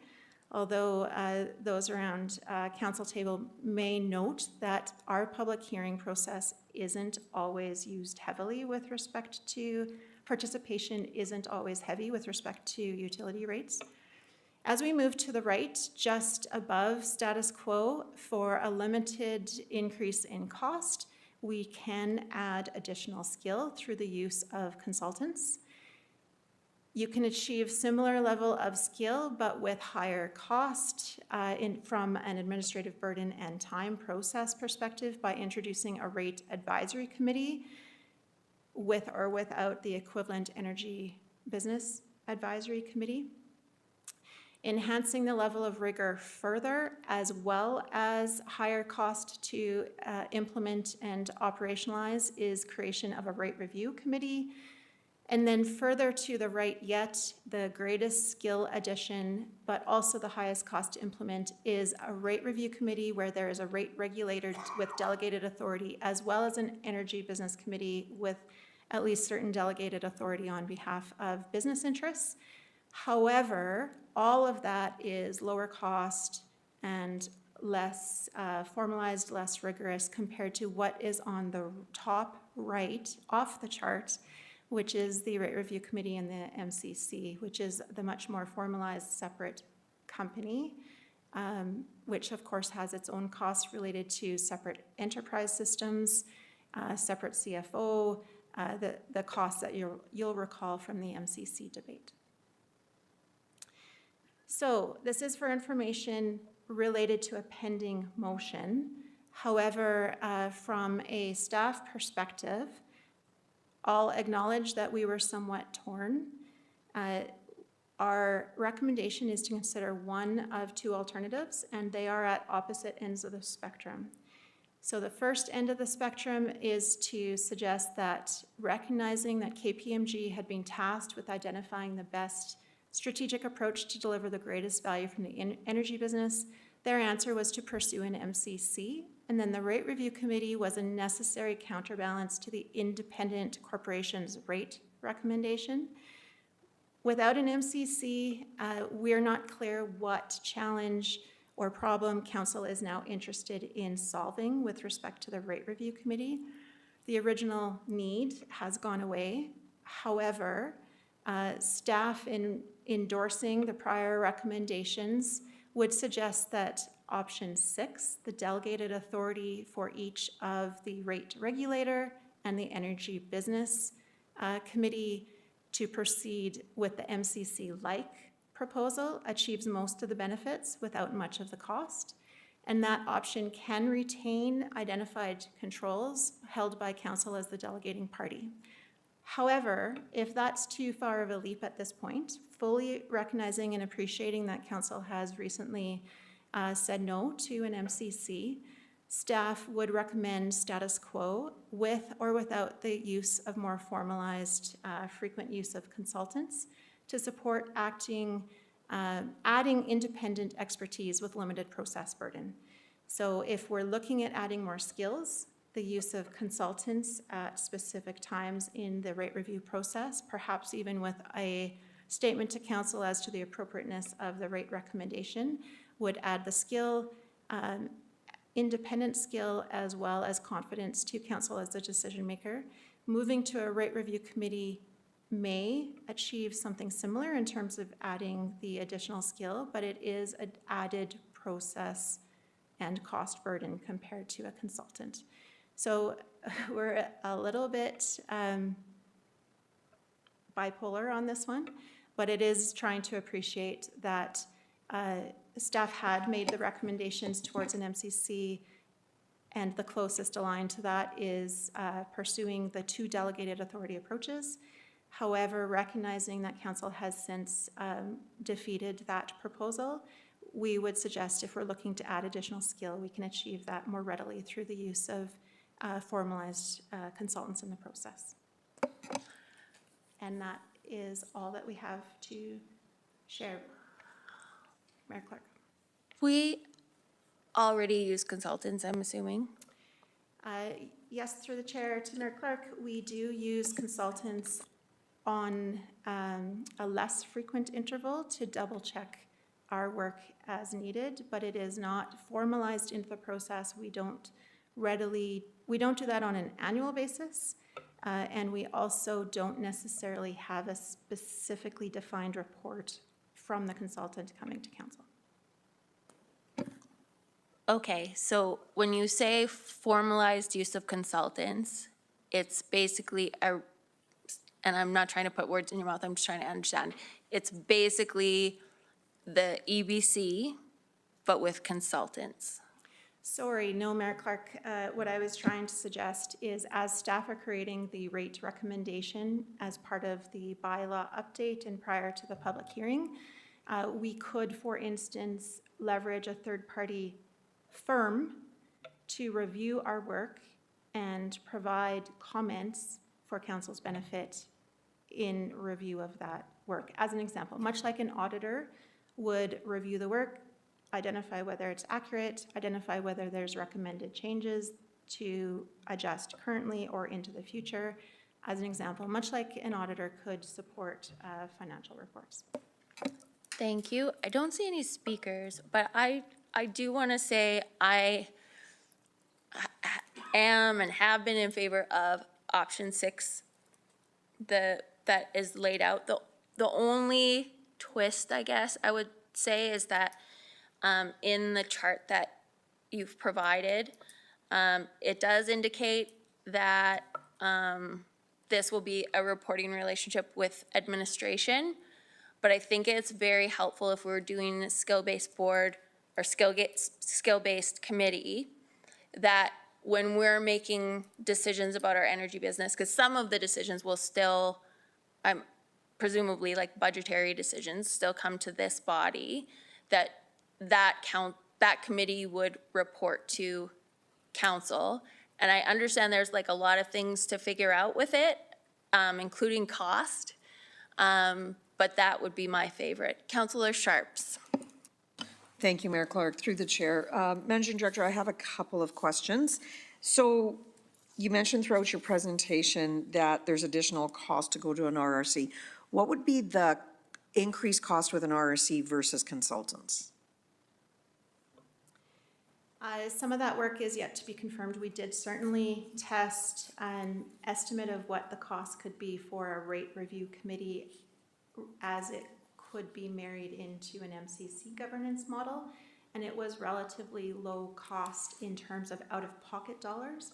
But what that didn't reflect was the lengthened process and the significantly increased administrative burden to participate in a rate review committee type of an approach. We haven't identified an estimate for that, but the out-of-pocket costs were relatively low. If I remember, they were in the order of $30,000. $25,000, thank you. One time, plus 186,000 ongoing is what our acting managing director has shared with us. Thank you. For the RRC? Correct. Okay, so I'll just share a few of my thoughts. I'm not keen on delegating our authority on this. I guess in my mind, the whole point of the rate review committee was to involve our public in helping understand what is obviously the public's going to say, I want low rates, but involving them into the conversation usually helps both parties understand a little bit better. As you know, I've been a big proponent of looking at the medium commercial class, and I guess that's one of the reasons that brings me back to this is the perception of fairness has to come from the people using the service, not the people providing the service. So I would prefer to see us still look at an RRC. Obviously, I'm not looking to spend more money, but I am interested in how we can balance. And I'm going to use just the model of the medium class commercial because that's the one on my mind right now. But when we challenged the rates and the rate setting, we brought the consultant back, and the consultant that came back and gave us the kind of the synopsis on it was also the consultant that drove it and wrote the original program. So I don't know if that's a fresh set of eyes. So I guess when I look at RRC, I look at the public, and I think we have an interest group in town that's interested. We have some, Councillor Hirsch isn't running again, and he's got some expertise. So we would have people that would be eligible in the local market.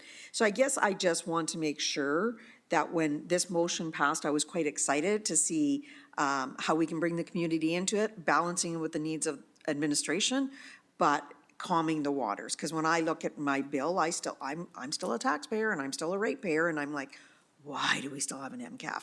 But to your point, there's a bigger conversation to be had, but I don't want to delegate my authority. I'd rather have another group that gives a perspective of the ratepayers and maybe has some technical or has some past experience like Councillor Hirsch that can bring it all together. So I'm not keen on, like I said, delegating. I would be keen on seeing some way to move forward with this.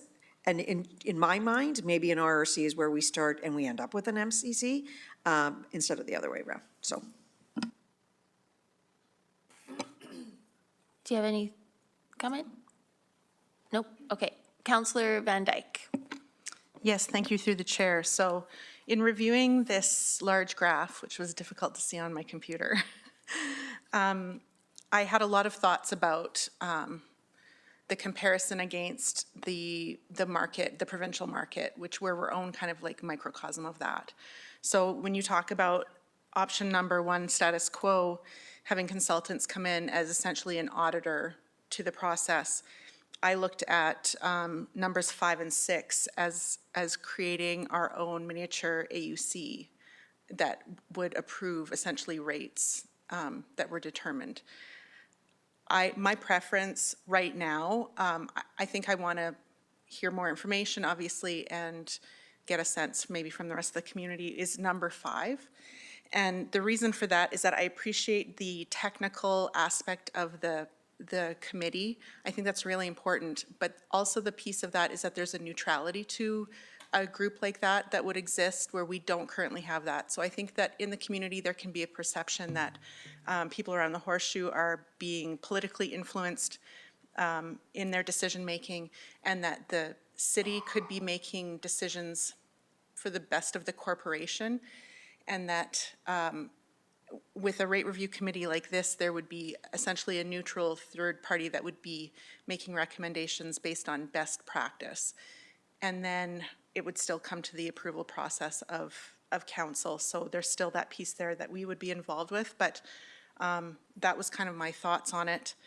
And I might be off, but just based on what I've heard in the community, I think it would create more trust in the process And I think having that technical expertise that is not necessarily associated with the city would improve that trust as well. Thank you. Can I ask a clarifying question? So you said number 5, and that is with delegated authority. Then you mentioned recommendation, so I'm just wondering for sure, are you recommending the delegated authority or the not delegated authority? Council still has to approve the rates, right? So it will still, under an MCC, it still had to come to council.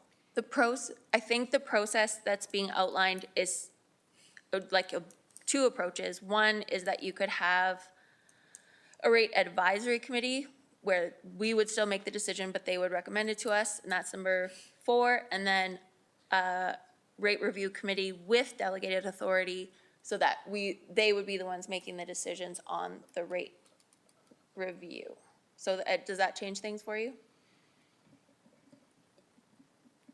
I would probably need to think about that a little bit more, but my understanding is that all rate decisions, because they're a bylaw, would still have to come to council for approval. And so, unless I'm incorrect on that. You're right, only council can pass bylaws. Go ahead, Managing Director.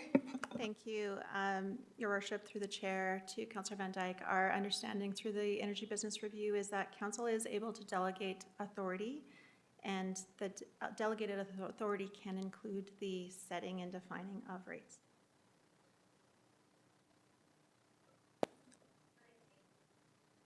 I take your point that we pass a rate bylaw, and that can only be done by council, so maybe a further investigation. Councillor McGrogan. Yeah, thank you, and through the chair. Being there's no motion on the table, we're just kind of spitballing on 6 options here, and I get that. I'm looking at number 5 and 6 of options, and I'm wondering, being we're not going to a formal MCC, creating the separate entity, which is one of the things I think that we heard some opposition to at our meeting. What kind of costs can you, I know I'm asking you to spitball, but where are we cost-wise in relation to kind of an MCC light, as I kind of think it is, in relation to the separate corporation controlled by the city? I don't know if you have those numbers or not, or approximately, but is it half? Is it a third? What would it be? Thank you, through the chair to Councillor McGrogan. I don't have the numbers. However, when we think of the implementation and ongoing costs related to an MCC, there would be costs related to the separate legal entity and the legal costs related to that, including transfer of all of the existing agreements, et cetera. There would be costs for an ongoing separate CFO as a separate legal entity. There would be costs for a separate enterprise system, our Unit 4 system that we have for our financials. There would be a separate ongoing cost for that and other related enterprise systems that would need to be independent under an MCC. So all of those costs would not exist under the MCC Lite model, where we have an advisory committee with delegated authorities of council. There would still be costs to attract and retain the advisory members or the delegated authority members of each of those committees, but not the let's create a separate organization and the cost tied to that. Yeah, thank you for that. That actually seems to be a significant amount of cost that we'd be putting aside. And I think we heard from the community clearly that they were concerned about the costs and setting up a separate entity, and that would lead to, selling off our utility, whatever the case might be. And so in my conversations, I'm hearing that an MCC Lite is what I would favor, whether it be 5 or 6 or a combination thereof, would give us the security of experienced, skill-based decision-making to advise council. So there's no motion on the table, but I just want to say publicly, that's where I would land with this. I did support the MCC, but I will admit I was a little bit on the fence about it just because of the costs and the major change it would take to get there. But all the time believing that a skill-based committee to advise us on the complicated issue of of our utilities is a very big deal. So I thank you for the options, and I know where I'll lean if a motion hits the table eventually. Thank you. Councillor Knodel. Thanks, Mayor Clark. So I don't see any issues at this point in time with the concept of delegation. I think that in regards to 5 and 6, I'm leaning more towards the idea of starting with the RRC and then possibly adding an energy business committee afterwards. Now, I don't know if you would recommend having, like, parceling those out and then bringing in the Energy Business Committee. I just think that slow progress, especially at a time when there is a lot of public discourse about the issues that come with the energy business, I think if we could roll out one thing at a time, get feedback on it, and then go from there would be my preference. But through the chair to Managing Director Pancoast, do you see the possibility of adding the energy business in as a later addition being possible and being functional? I appreciate the question, Councillor Knodel. Of course, staging, phasing is entirely possible. What I'll admit I'm struggling with is what prompted the energy business review was a question of, do we have the right business philosophy for our energy business? It actually wasn't necessarily focused on the rates. It was our philosophy that delivered the rates. On our distribution business, it is already cost plus, and yet that's where there is still significant concern from the community. Really, what KPMG identified through their review is that our energy business is facing unprecedented challenge, and how we manage the energy business is the greater problem that they identified that needed to be solved.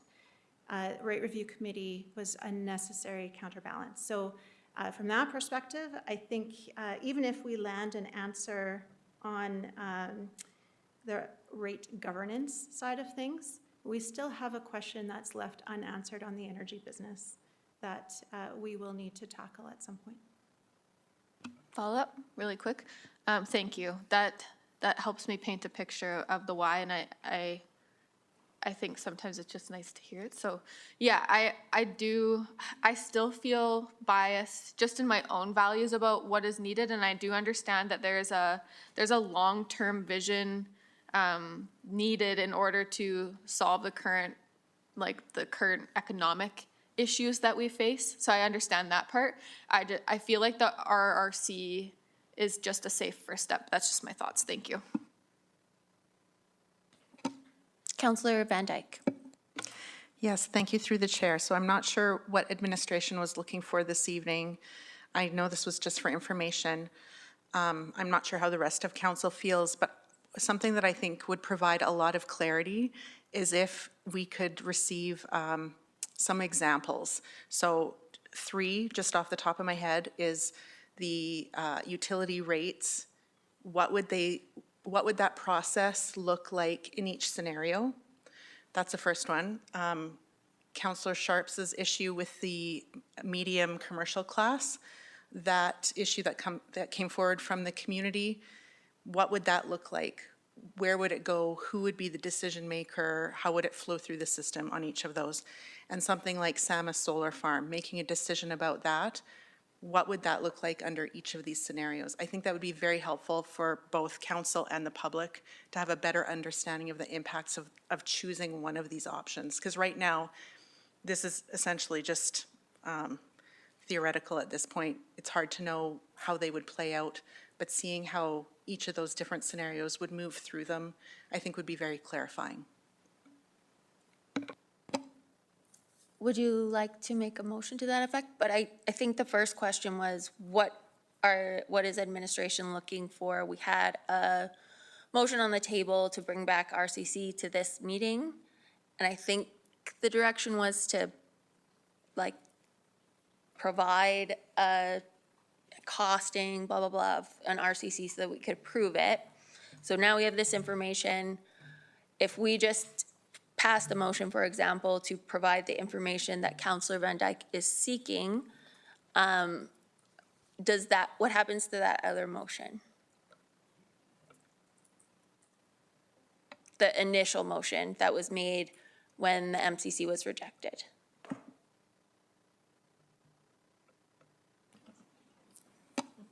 I'm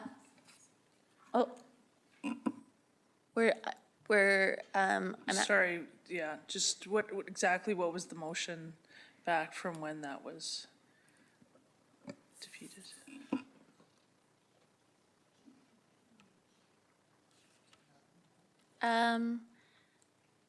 Well, I thought it was the briefing note, the RFD, sorry.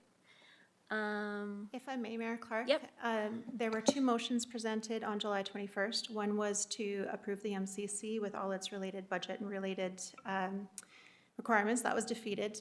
There was the second motion related to the rate review committee, which is up on the screen. And while that motion was pending, council directed staff to bring back additional information for consideration of the rate review committee independent of the MCC. So staff brought these options forward, and I would suggest that there is a motion on the table. It is the original motion tied to the rate review committee. And so council at some point would need to address this motion. In the meantime, staff have provided alternatives and additional thoughts around what it could look like in absence of an MCC. And I would suggest that if council does not approve the existing motion, staff would be looking for direction conceptually of which one to go pursue further. We would need to do some more work as highlighted. They are conceptual because we were trying to understand what council's looking for, whether it was status quo in benefit of agility and efficiency, or whether it was adding more skill set and in what form, and or adding more public engagement and in what form. So if this particular pending motion isn't confirmed, we would be looking for direction of where to from here with respect to rate governance with or without energy business governance. Thank you. Thank you very much. Councillor Van Dyke, do you have a motion to make?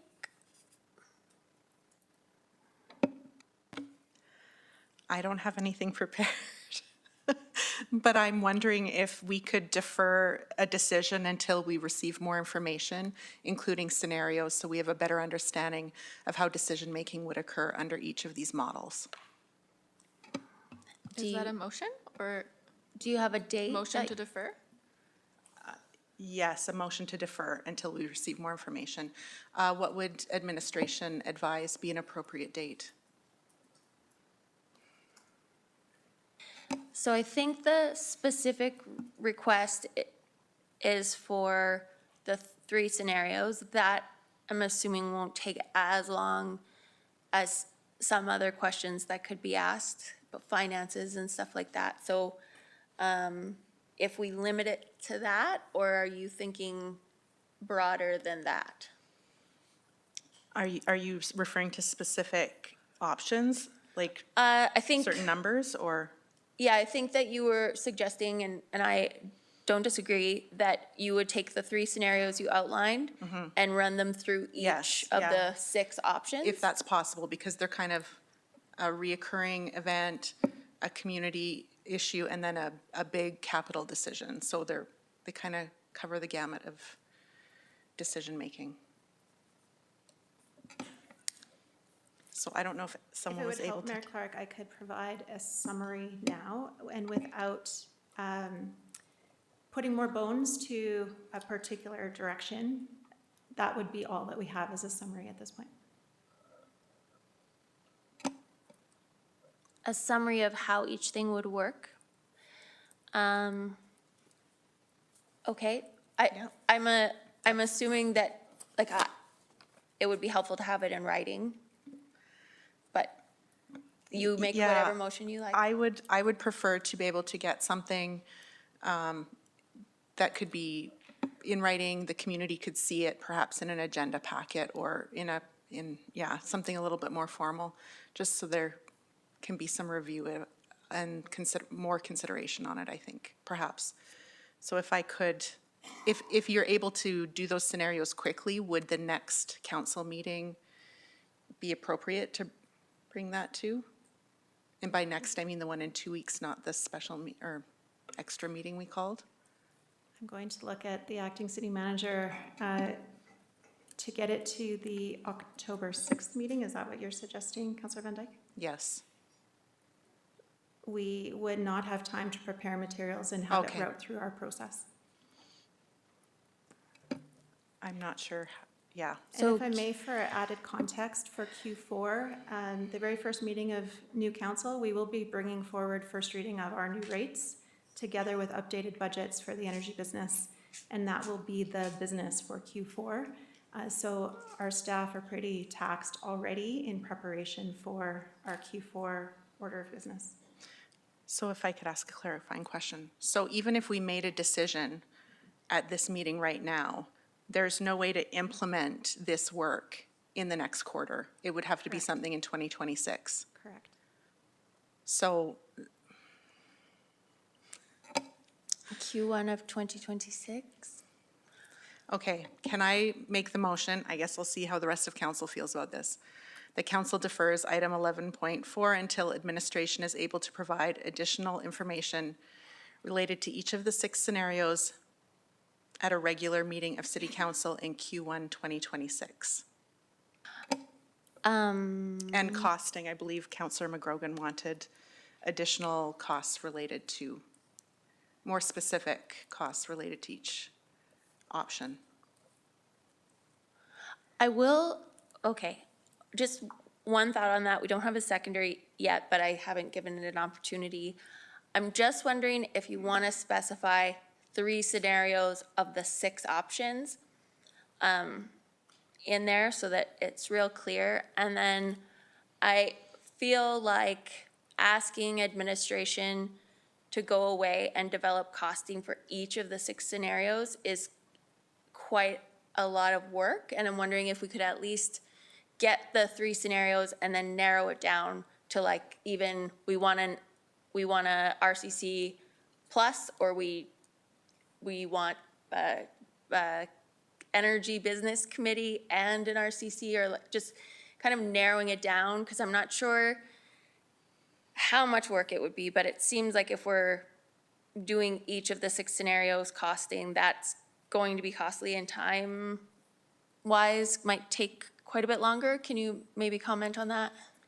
At this point, Mayor Clark, certainly with best educated guess, knowing the work that had been done under the MCC and the related corporation and MCC costs, we do have estimates for what we would be able to avoid under an MCC light scenario. We also have the rate review committee estimates through that work, so we could provide some of that, but anything beyond referencing the existing work and relativity to that existing work would require us engaging third parties. We don't have budget tied to that at the moment.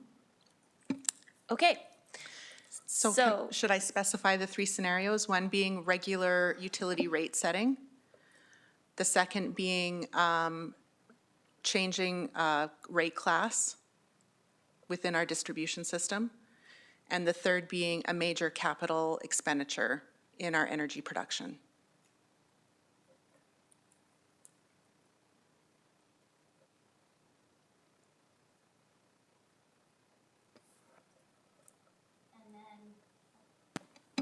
And then I think if you have it already, we could add that estimates based on existing information or Yes. information that is already in the possession of the city. Do we want to add that in specifically to the? Yeah, just that's good, I think. Okay. I'll read the whole thing again. 'Kay. Sorry. Council defers item 11.4 until administration is able to provide additional information related to 3 scenarios: regular utility rate setting, changing rate class within our distribution system, major capital expenditure in our energy production, and costs related to each of the 6 suggested options at a regular meeting of City Council in Q1 2026. I will second that motion. Okay, any discussion? Seeing none, we'll vote on the motion. Thank you very much, Managing Director Pancoast and Manager Tewksher.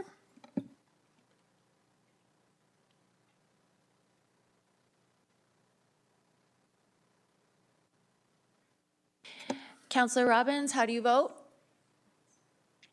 I vote in favor. Thank you. Also, I want to just clarify, it's Director Tewksher, not Manager, so I apologize if he's still here. Next up, we have, I think we voted, didn't we? Yeah. Okay, multi-use trail between Desert Bloom and Heron Crossing. This item has been ongoing for a while, and I would entertain a motion. Mayor Clark, the motion that is on the agenda package is not the motion that will be read. I'll give some background to that. So as you know, the council instructed administration to do some work, and then we involved Cypress County. And Deputy Reeve Oster reached out to me and asked if I would meet him down South Boundary Road, because of course I just live straight down that road, and we met up and we met with the landowner. So during that conversation with the landowner, so he owns all the land down and across and right up until the bridge and over. And I will say it was Albert Kramer's, and I told him that I would be saying this. So while we were talking to him, and we said, he watches these people using their bikes and walking, and they were walking on the road. He goes, it's incredibly unsafe. And of course, it was a leapfrog destination that we created.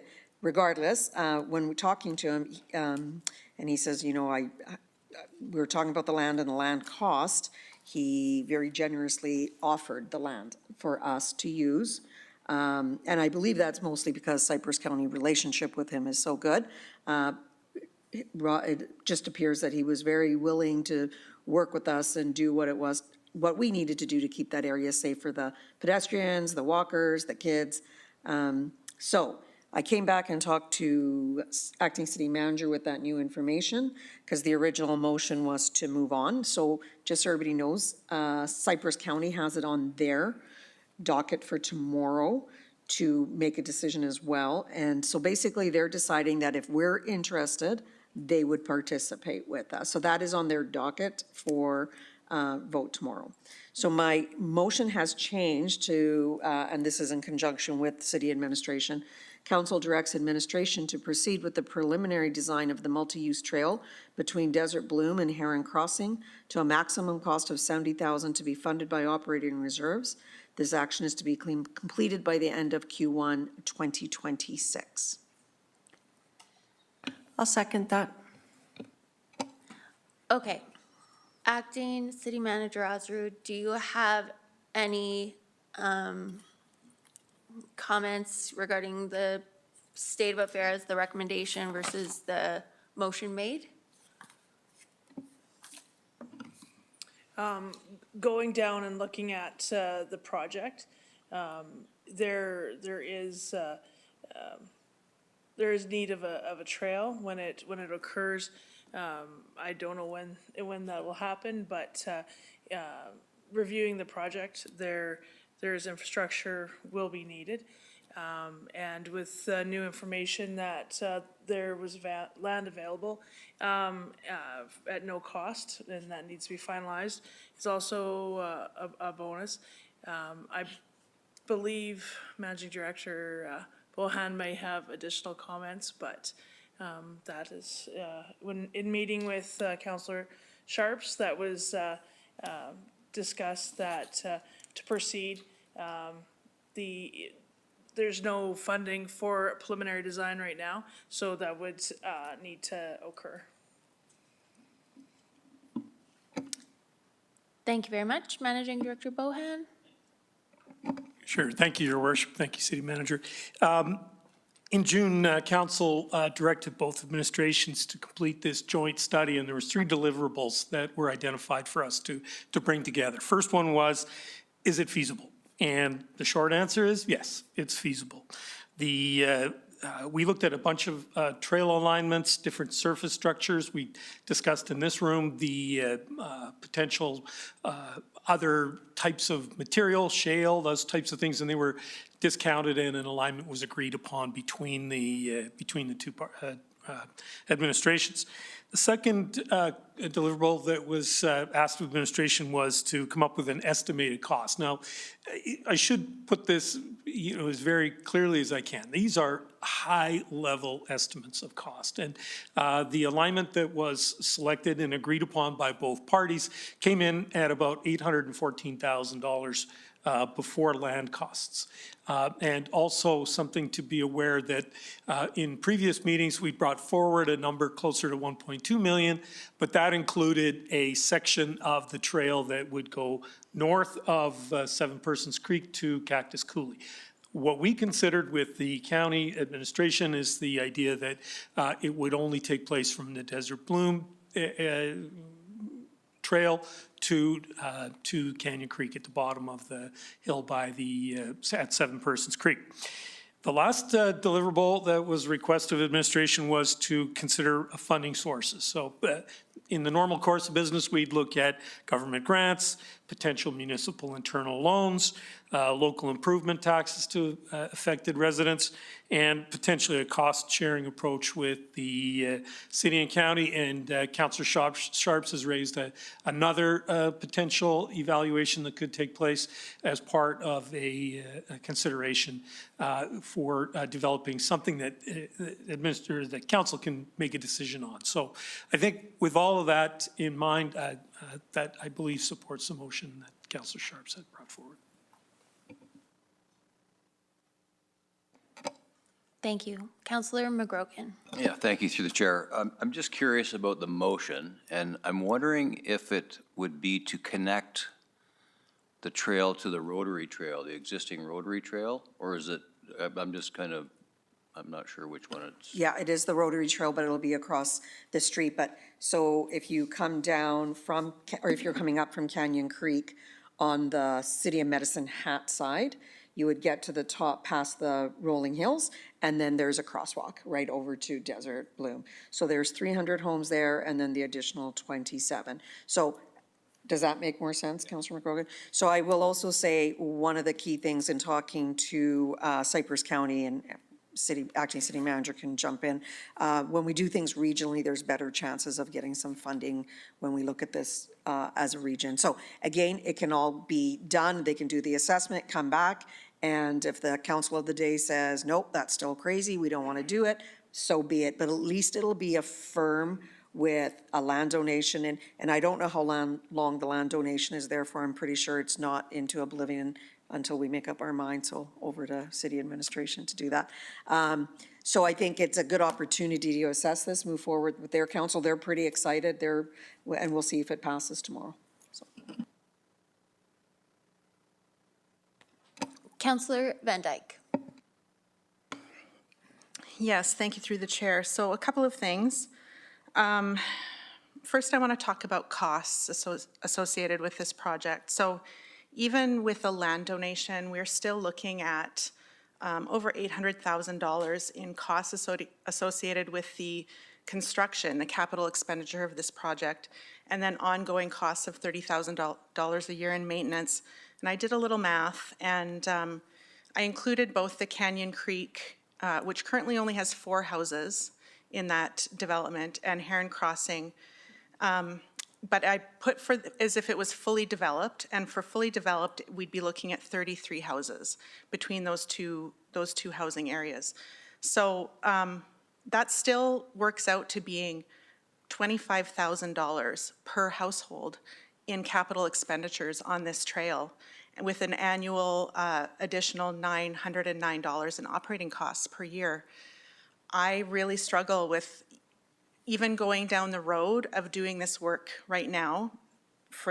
These are my additional reasons, is if we do preliminary designs now, those are subject to change. It's along a coulee, there could be erosion, so I'm not sure why we would do designs now when this is really low on the priority list under our current I'm not sure what it's called, but there's a matrix that's used to prioritize different projects like this in the city. And so we're putting a bunch of resources into something that is a low priority, and it's not increasing connectivity for the number of people that these same resources put against could help within the city in the higher priority areas. So I worry that this is just like a slippery slope. We approve one thing and then approve another thing, and before you know it, we're doing the project. And we're doing $1 million project for 33 houses when other projects have been prioritized over this. And I think that when we talk about getting additional funding from other levels of government or service clubs, that seeking funding from those things should be going to the higher prioritized projects, not one that's further down the list.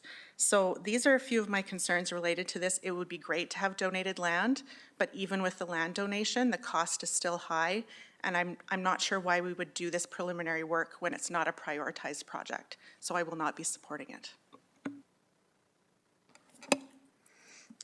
Thank you, Councillor Van Dyke.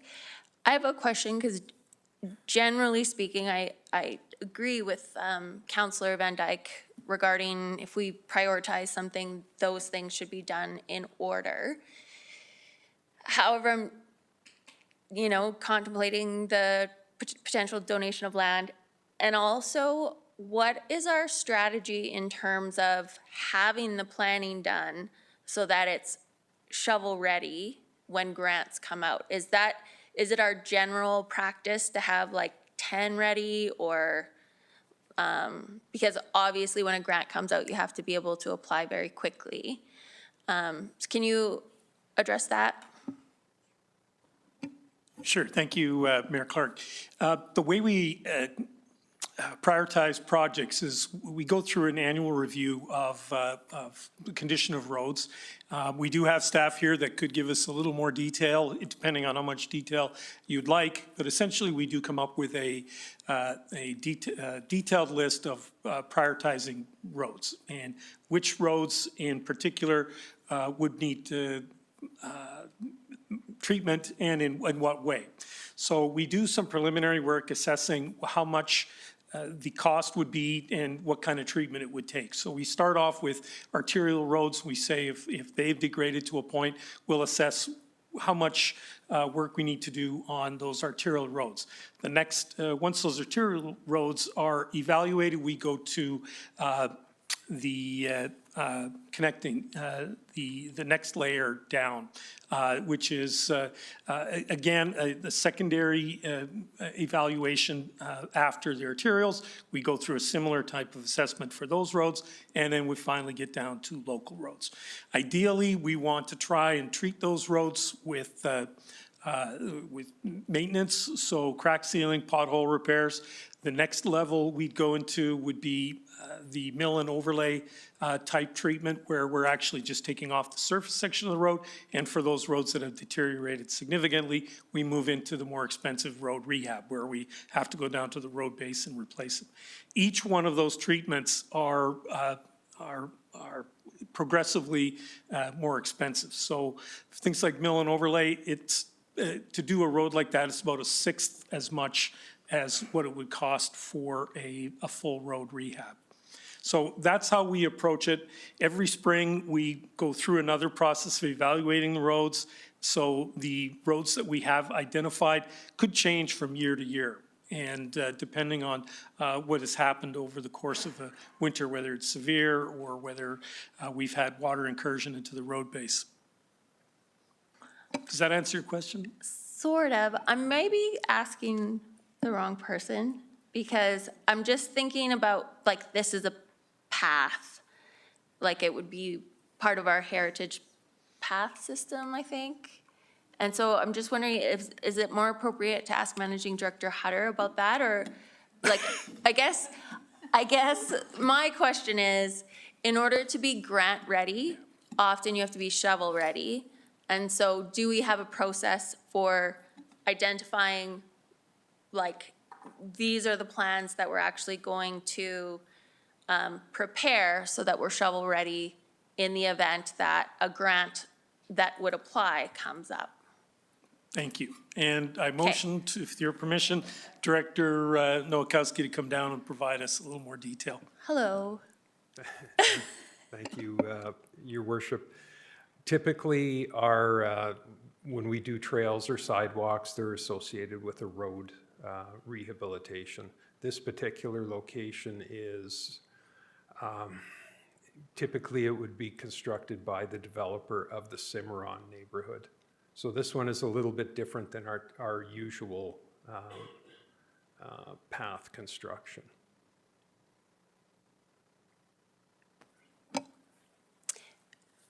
I apologize. Can you try one more time? Yeah, go ahead.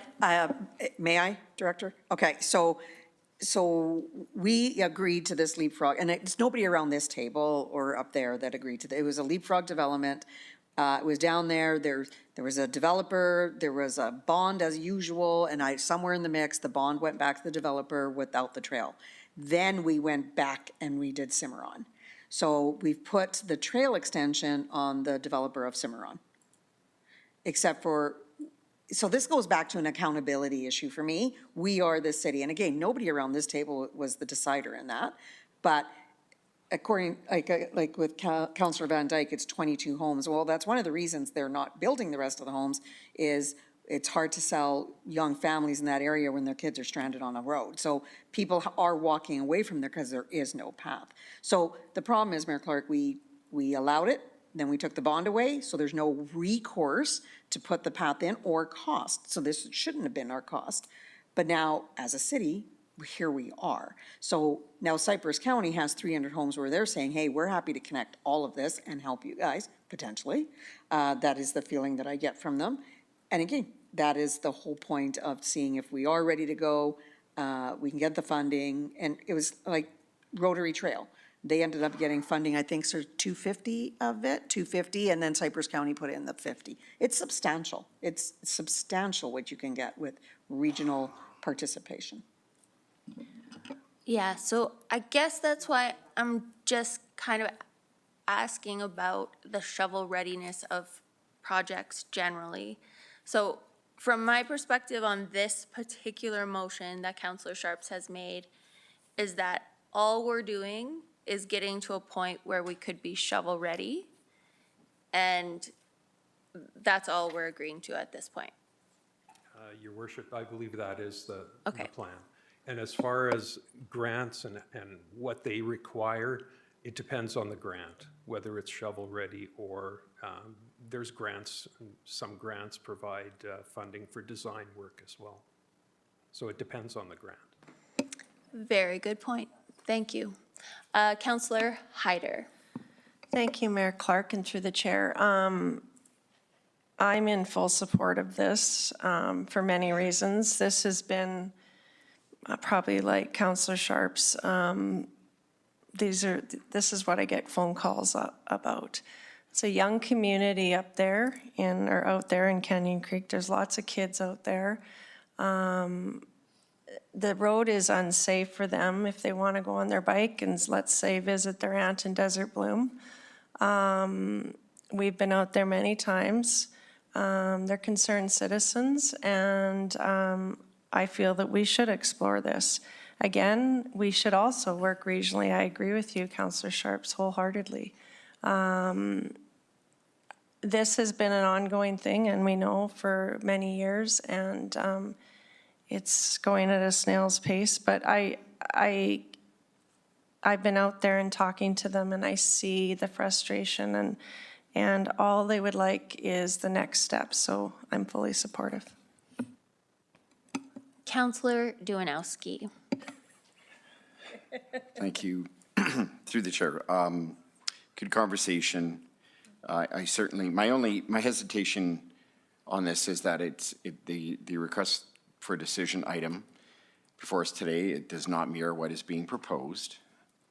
However, even I can bend in opinion when it comes to the late hour of this term, and I certainly believe that the opportunity before us, I mean, at this point, it's anecdotal. I mean, I don't discount what Councillor Sharp says about a land donation. Let's presuppose that is the case. There are a number of factors that have to be taken into consideration with some cost regardless, borne by perhaps both parties. But what I'm interested in and excited about is that there is a collaboration between ourselves, or at least there could be, between ourselves and Cypress County on this, for some cost, which isn't nominal, but considering the opportunities and being ready to apply or gain funding, the fact that we would have a shovel-ready or a planned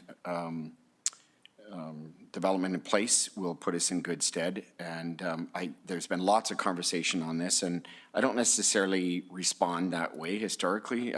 We get lots of opinion from a lot of people in different sectors, but this is one that has kind of trickled in and over and over and over the certainly this term, if not prior to that. We did, as a council, through staff's recommendations at budget time, not make this a priority. So that's the part I'm also troubled by a bit. But I think the fact, and I end on that, the fact that we have a willing partner in Cypress County, we have a landowner, it looks like, ready to contribute, which should offset some of that cost. And the fact that we're going to finally, potentially, through this plan, create connectivity is worth it to me. So I will be supporting the motion. Okay.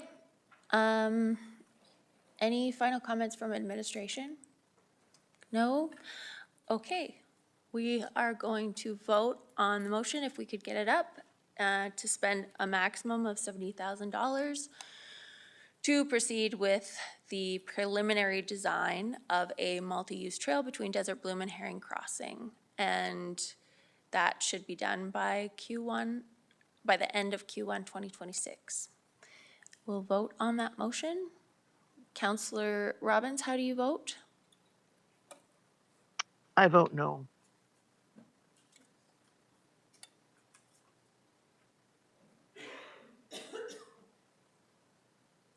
Okay, that does pass. Thank you very much, Director Nowakowski.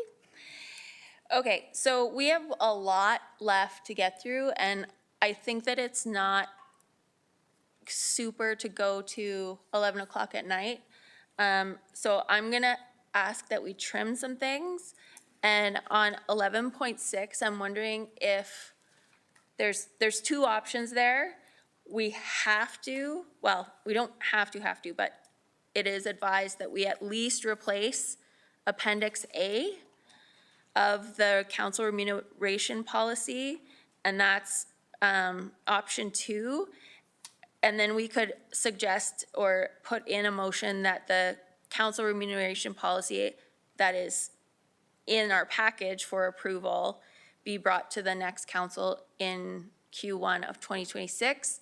And I'm real sorry that we keep putting things in Q1 2026 for the new council, but hopefully they can of course defer things if they want as well. So I guess that is my suggestion, but of course, anyone can make a motion as they desire. So we're on 11.6, council remuneration and business. Mayor Clark, may I? Yeah. I just had a question. So we sent it back to ALR, and what was the result of that, sending it back? If we could just get an update? A brand new policy that is, and it's, looks great, but I think that because it's a brand new policy, it's going to potentially take longer to get through than we have at this particular moment. Okay. Councilor McGovan, are you? Okay. May I? Through the chair, thank you. Yeah, I'm good with holding off on the policy itself, but I really do think we do need to do the amendments in relation to Appendix A before the new council comes in. So are you going to make that motion? Yes, I can. So just have a look here. I'm going to see if anything's articulated in here. Can we have the motion? Thank you very much. So I'll make the motion for the sake of getting it on the table, that council approve amendments to Appendix A of the Councillor Remuneration Policy 8043 as presented, to adjust remuneration for council members for the upcoming council term effective November 3rd, 2025. I'll second that. Okay. So, any amendments to that? Seeing none, Councillor McGrogan? Thank you. If you could just remind us what this council has taken in the way of a percentage wage increase since our term began in 2021 till now. That would be helpful.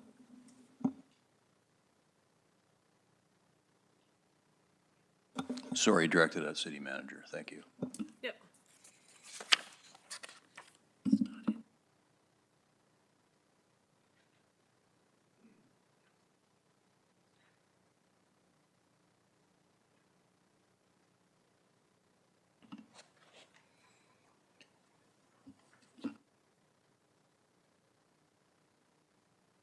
So, sorry, I don't have like from the start of the term to what the percentage,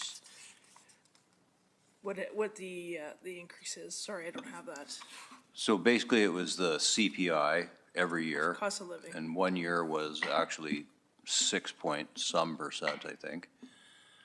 So so the total, I guess, it was in one of our slides earlier. Sorry, I just don't have it in front of me. But we can acknowledge, I guess, that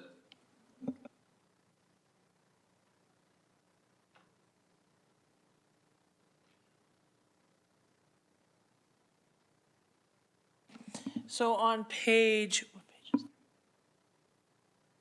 it? On 175, it shares what what it previously was.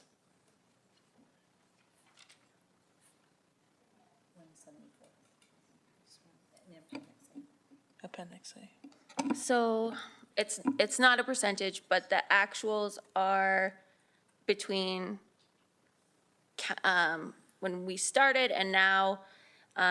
The original wage of the mayor was $136,000 and has been updated to $100,059. And for counselors, 45,476 was what the original was, and the recommendation is $60.23. So, sorry, $60,000, 236. So, and if you look, they're based on a sample set of comparators. Go ahead. Thank you, Mayor Clark, through the chair. That's a very cost-effective councillor salary. We do have that broken out by councillor, by increase, and Councillor McGrogan, you are correct. It's a CPI. There was 1 year it was 6.5%, and then it did fluctuate the other 3 years. And I think it's to note there, on some years, some council took increase, some didn't take it all, but we do have it broken out. I just don't have it with me, but we do have that information that I can share, and if you'd like to share it. if I may, I don't think that's the important part of this. I think what the community needs to know is that we have been receiving incremental raises through Correct. our term. Yes. So I guess the motion's on the table, right? I'm getting punch drunk here. I put it on the table. Yep. Here's what I just want to say this. For all of us that may be running again, Yes. it's a very unfair and uncomfortable position to be in, to actually vote ourselves a raise. So I just want to make that comment, and I won't comment any further, but I am going to vote, and I know how I'm going to vote. Thank you. All right, just as a precautionary note, if we do not pass this appendix, doesn't it just continue with CPI going forward, so it's kind of the same anyway?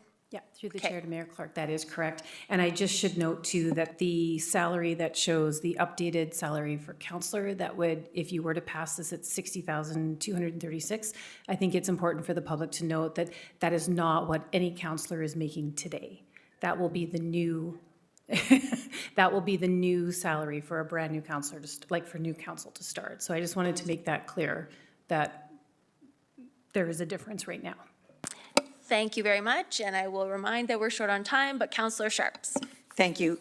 Just a quick comment. So I agree with you, Councillor McGrogan, but I think it's better that we do it than the next council. I can't even imagine the amount of grief that they would go to if on day one they gave themselves a raise. So I'm happy to take the grief, because I don't know if anybody knows, but we've had 4 years of that. So we can take a little bit more, write it out, do the right thing for the next council, and just set the tone right. I will also say I've looked at all the numbers. I appreciate that you didn't put us at the top. We are still in the median, so I do appreciate that, because it's still taxpayer dollars. But I feel strongly that this council must make this decision for the next council. Are you sure? Thank you, Mayor Clark, through the chair. The only comment I'd like to make is when you sign on that dotted line, this is not a part-time job. So kudos to the people that work full-time and commit to this. You know, it is the public purse, but there's a lot of time and dedication put into this, and I'm proud to have sat around this table. I agree with Councillor Sharps. I'm quite comfortable to make this choice this evening, but I just would like to, you know, we don't get a lot of accolades, and I'd like to say I'm very proud to have sat with my colleagues here for the last 4 years, and I'm proud of representing the city. Thank you very much. I don't see any further speakers, so we'll now vote on the motion that has been put forward, which is option 2, with great thanks to the policy group that put together the remuneration policy that is before us. Councillor Robbins, how do you vote? I vote in favor, Mayor Clark. Thank you. Okay.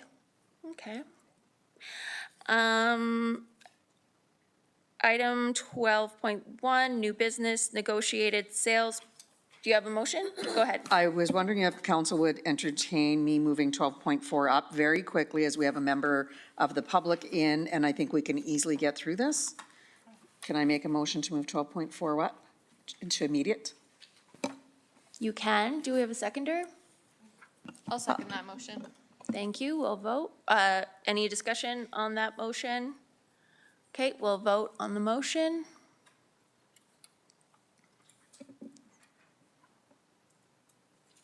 I vote in favor. Thank you. In favor. Thank you. And that is unanimous. So we will now deal with item 12.4, which is a request for painted crosswalk. I will turn it over to Acting City Manager Osrud to say, like, if you have any introductory comments on this. Thank you, Your Worship. The city administration received a request for a crosswalk to be painted with markings between City Hall and Riverside Veterans Memorial Park in tribute to veterans. And in your package, there is an example of the crosswalk. I believe that Managing Director Bohan can provide further information in regards to it's a non-standard crosswalk painting, and so therefore there's no policy that gives guidance to administration on this, so that is why we are bringing forth for council's consideration. Thank you, Councillor Hyder. Yeah, I do. You do want a motion on the table? Yep. Usually? Yep. Okay, how about I do that? I move that council approves the installation of a non-standard crosswalk pavement markings at the crosswalk between City Hall and Riverside Veterans Memorial Park as a tribute to veterans, with the city covering the cost of the installation. Further, council directs administration to develop a non-standard crosswalk pavement marking policy for council consideration by the end of Q1 2026. I'll second that, Shyla. Sorry. Who gets it? Oh, it was a quick draw. I'm just joking. I'm sure everybody's happy with it. Okay, so I have Counselor Hyder as a speaker. Yeah, just quickly, Mayor Clark through the chair. I would like to thank Managing Director Hutter and Mr. Edward Devine. I have actually never met him, and maybe he is in the audience. Oh, good evening. For bringing this forward, and it's a great idea, and I appreciate Joe's work on this, so thank you. Counselor Sharps. Yes, thank you very much. So I have the privilege of having Mr. Devine sitting at the top there, and I come from a military background as well. So I'm grateful that Eddie, number one, I'm going to just give him a few shout outs since he's here. It's just, he's on the top, pretending I'm not talking about him right now. But this is a man, and he served 40 years with the British military. And as he goes downtown almost every day, and he doesn't take a lot of credit ever, but he takes a lot of our vulnerable population coffee every morning. He walks a bunch of dogs, including my little vagrants every once in a while. And he makes sure that British Army tank is spectacular at all times. And if there is a marking on it, I hear about it that day, but I can tell you that that tank is cleaned up by the end. I am beyond grateful for our vets, and I'm beyond grateful for Mr. Devine taking care of Battis Park like it's his very own park. So thank you very much. Councillor Van Dyke. Thank you through the chair. I think this is a great idea, and I fully support it. I think that developing non-standard crosswalk pavement marking policy is also a good idea. As we get feedback on a lot of things like flags and whatnot that also kind of fall in this area. I did have a question under financial implications. I think especially in establishing it, having the city doing it the first year would be great, but is there an opportunity for this to be sponsored by businesses or organizations in the future? And would that be something that could be included as part of that policy? Thank you. Go ahead. Yeah, thank you. We could definitely bring back that concept back as part of the recommendation for the bylaw, because or the policy. Sorry, we don't have one, so we can include that right in there. I apologize if I missed this in the briefing note. Do we still have a public arts committee that's under the heritage and arts? Or is it's all been like all of the community vibrancy stuff is integrated? Okay. So I'm very happy to support this. I am just wondering, so for future, we have micro grants that would be a good option for someone who is interested in painting a sidewalk, but also in terms of what it might look like or who's approving the actual artwork, so it's not like, offensive or swear words or whatever. I would encourage us to consider the use of the Community Vibrancy Board or some type of public art committee. Councillor Dumanowski. I know we're late in the hour. This is easy for me to support, and I'm certain the rest of us will. My only small takeaway would be that it's of reverence and respect to our fallen and current soldiers who serve proudly. My only thought when I saw this was, and there's some reference to at least one application a year, there at least be one application a year, because there are times where we have crosswalks in the city that are worn well, and they're mostly repainted at least once a year, and there are times where they're worn well before their due date. This would stand out and as a form of, in my opinion, disrespect if we ever let it get to that stage. So I would like to ensure that it be maintained with high respect and visibility. And I'm not sure all the symbols that are on there, and maybe there's some exploration around what could be put on there yet, and some wording and whatnot. But I just want that to be well situated. When you look at the one image from a distance, it's hardly noticeable. And again, I'm not here to get into the minutia, but I think with the sponsor, the gentleman up there, he will be able to work with staff very well and give the right suggestions as far as size and location. And then my last thought was a Canadian Legion poppy. Is there any opportunity to incorporate that or not? But I think this is a tremendous idea. Thank you. All right, seeing no further speakers, we'll vote on the motion. If we could have that up.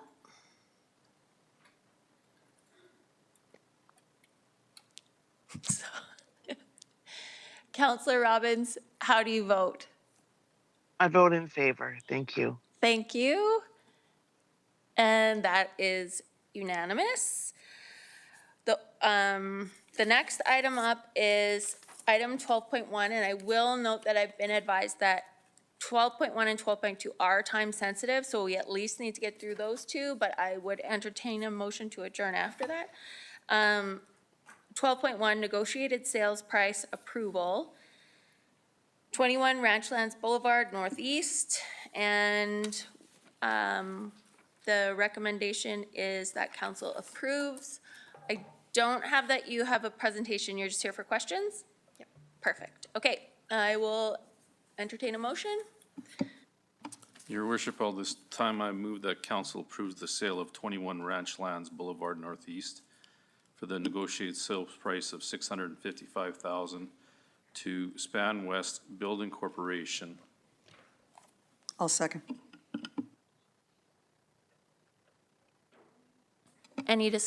Councillor Van Dyke? Yes, thank you. Through the chair, I just had one quick question. So this talks about how it's come on the market before and fallen through. I looked at it on the map. There's a large piece of land across from it as well. I know that we've had requests isn't the right word. We've heard from the community that that area often feels underserved with amenities. There's not any like corner stores or anything for kids to walk to get a Slurpee, that kind of thing. Is there still land available? I'm not sure what the zoning or permitting is across the street from that. Is there still commercial land available for that kind of business to go into that area, even with the sale of this property towards multi-unit residential? Through the chair to Councillor Van Dyke, so this current property is zoned neighborhood commercial, so it was intended when it was originally developed in 2016 to have the commercial component of it. This developer is interested in the site because of the size. There is always the opportunity for the site across the street, which is a little bit larger, to potentially be rezoned from medium density residential to accommodate, or a portion of it to accommodate commercial. So those would be the two options. It would really just depend on who comes forward with interest. Okay, seeing no further speakers, we'll vote on the motion. Councillor Robbins, how do you vote? I vote in favor, Mayor Clark. That's unanimous. Next up, we have the land and real estate policy, policy number 0188. And we don't have a presentation on this one either. We do. We do, okay. Okay. And I'm advised that this is of an urgent nature? Not necessarily urgent, but we would like to finish off this item with this council. So we were working towards getting this in front of this group, as we just recently had the land and real estate strategy before you. So this was a continuation of that work. Okie doke. We will go ahead with the presentation. We could have the motion first or second with the presentation, so I'm happy. I can make the motion. Okay. I move that council rescind acquisition and sales policy 0151 and approve land and real estate policy 0188. Second. All right, go ahead. Sure. Thank you. And I'll try to keep it brief as well. So you'll remember back in May, we had a council committee of the whole session where we presented on the overarching land and real estate strategy. This came together following a year of hard work by the department to set a forward-looking vision for the city's land and real estate assets. So following this, we immediately started on implementation of the strategy with the first step to finalize the number one tool we rely on to do our business, which is our policy.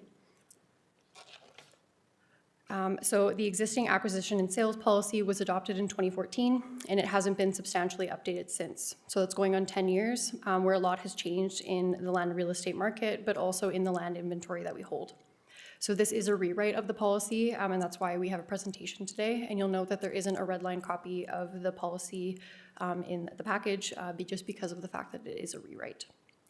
Our current team has been in place for just about 2 years now, and we are very fortunate to have a very extensive internal industry experience with our real estate professionals, landmen, surface land administrators, engineers, and project managers. And we've been working alongside the strategy on how we could improve upon what exists today within the policy. So in the land and real estate our strategy, our first strategic priority was to leverage the land and real estate portfolio to create value. And in order to do that, we need the right toolkit. So we've met with other municipalities who are in land development. This includes both Calgary and Edmonton, but also similar sized municipalities such as Red Deer, Lethbridge, Regina, and Saskatoon. So the objective of this work, right at the beginning of this work, we set out 3 objectives. The first was a goal of a new policy being flexible to market conditions. Land and real estate for a municipality is a key strategic asset, but it is also in an open market. We need to have the right guardrails in place to ensure accountability and transparency, but also be able to be more nimble and flexible. Timing is so important to the work that we do. We're working with residents, developers, investors, and builders, and they're making big decisions. We need to be able to be proactive and responsive. The goal is to align with council's strategic priority and drive decision-making to the closest level.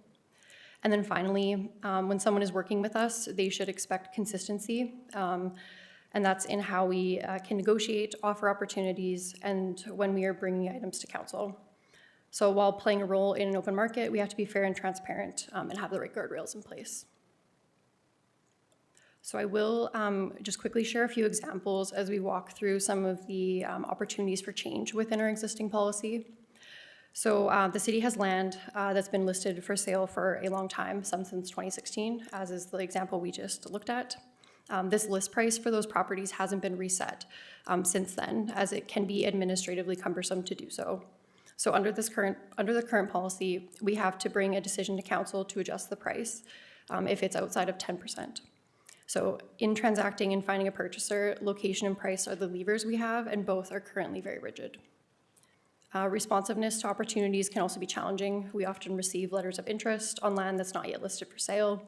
We do our best to work with these, but we need to find criteria of how and when to engage with these. There is opportunities when land is needed, and this can be examples like small pieces of land that are maybe needed by adjacent landowners for their project. And those decisions also have to come all the way to council. So we have lost opportunities to these timelines, as it can take 6 to 8 weeks, even with our best efforts to expedite. And it's challenging for our developers and our investors, as it's only one step in a very lengthy investment decision that a private party is trying to make. And so the decision the council made earlier tonight was in the works for over a year, with ongoing discussions with the developer in trying to bring that together.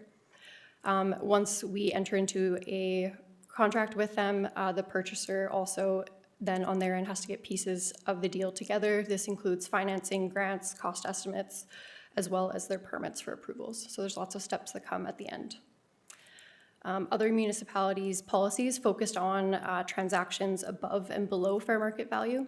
So we had quite a few learnings from them about how they negotiate, how they defined fair market value, and we borrowed from this work and their successes.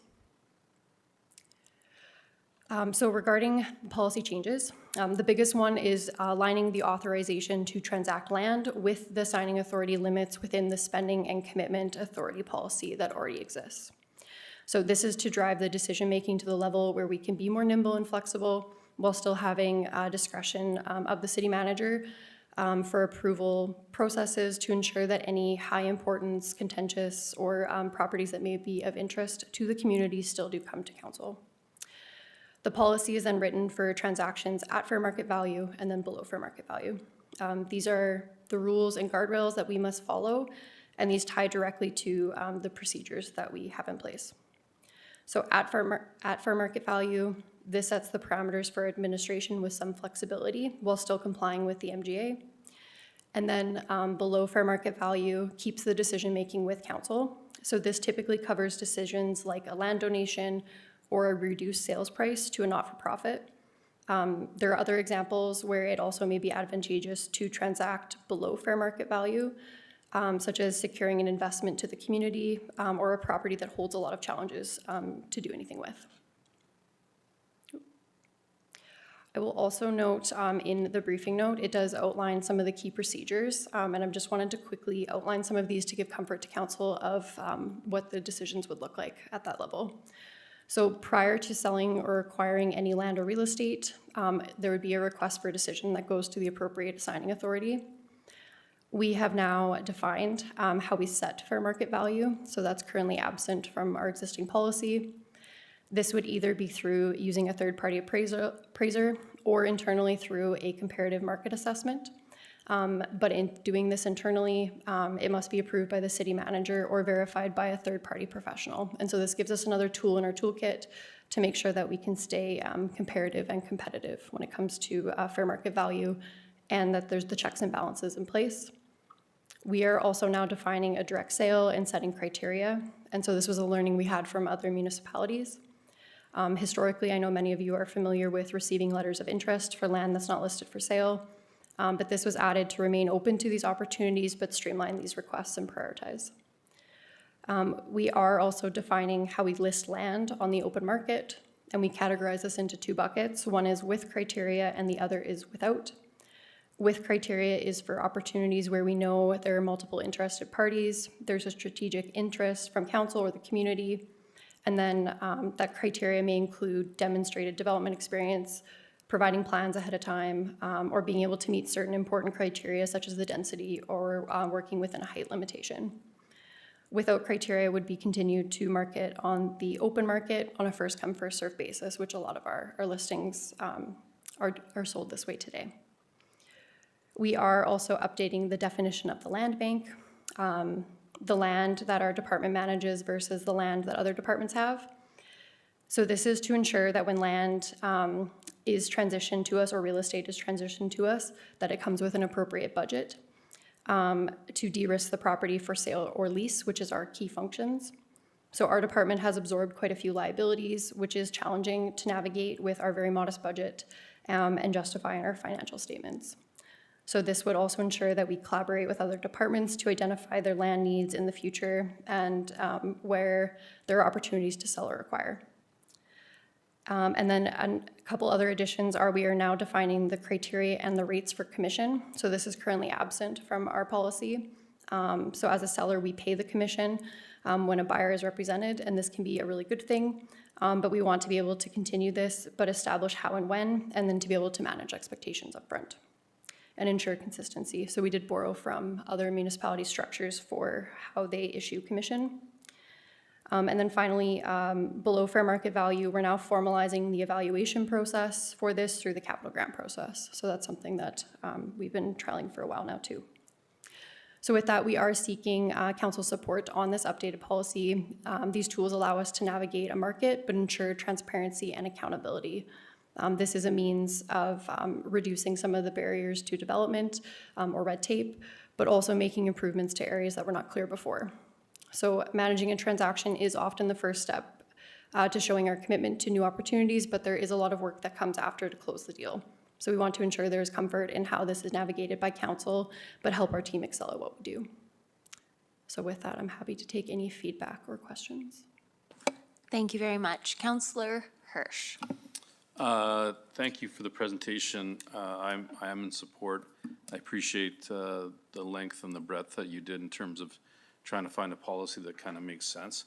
I'm interested in, and maybe that it wouldn't fall under this policy, but through audit, and I think we all know every department is accountable, shows net income, et cetera, where they bill each other. So when council, or I guess it is council, to your point on nonprofits, you market the property at, I'll just grab a number, $100,000. Council says, no, we're gonna sell it to a nonprofit at $80,000, Delta 20. Is it your department that now eats that, or does that 20,000 get accounted for somewhere else? And I know it's not related to policy on maybe this one, but I'd like to understand that because I think that's important here for council to understand in your world. Thank you. Through the chair to Councillor Hirsch, currently, and the practice that's have been taking place in the last few years is the fair market value is assessed for what the land is, and then the land and real estate budget is offset from a transfer from reserves, whether that's for the full amount of what the fair market value of the property is, or if it's just a 50% reduction, which we've also seen recently with a few other decisions, so that the money does come from somewhere to offset our budget, but this is to formalize that as well. Just thank you for that. And I guess the reason is there is people within the community and myself as well that looks per department and says, okay, land and properties, what have you done for me lately, or whatever. And I don't mean that to be condescending. There is some level, and the way we approach things on our reporting, that's how, if that's the information that we disseminate to the public, that's how we have to show it. So I appreciate the fact that you're made whole at the end of the day as far as your department goes. Thank you. Councillor McGrogan. Thanks. Just quickly, when I was reviewing this, I was interested in principle number 3. I think it's on page 181 of our package. I just like an example of how that actually fits into the policy. It says the city shall encourage energy conservation, renewable energy, construction waste recycling, and water conservation. Why would that be, I guess, contained in a major principle in relation to this policy? I'm just curious. Through the chair, I might need clarification if it's in the existing policy today. And only because I don't have the full. I'm reading the wrong one. Okay, my mistake. I'm reading the wrong one. My apologies. Yes, through the chair, that is the existing policy today. So that was from 2014. It did look like a surprise to you. Yes. It was. Okay, I don't see any further speakers, so we're going to vote on adoption of policy 0188.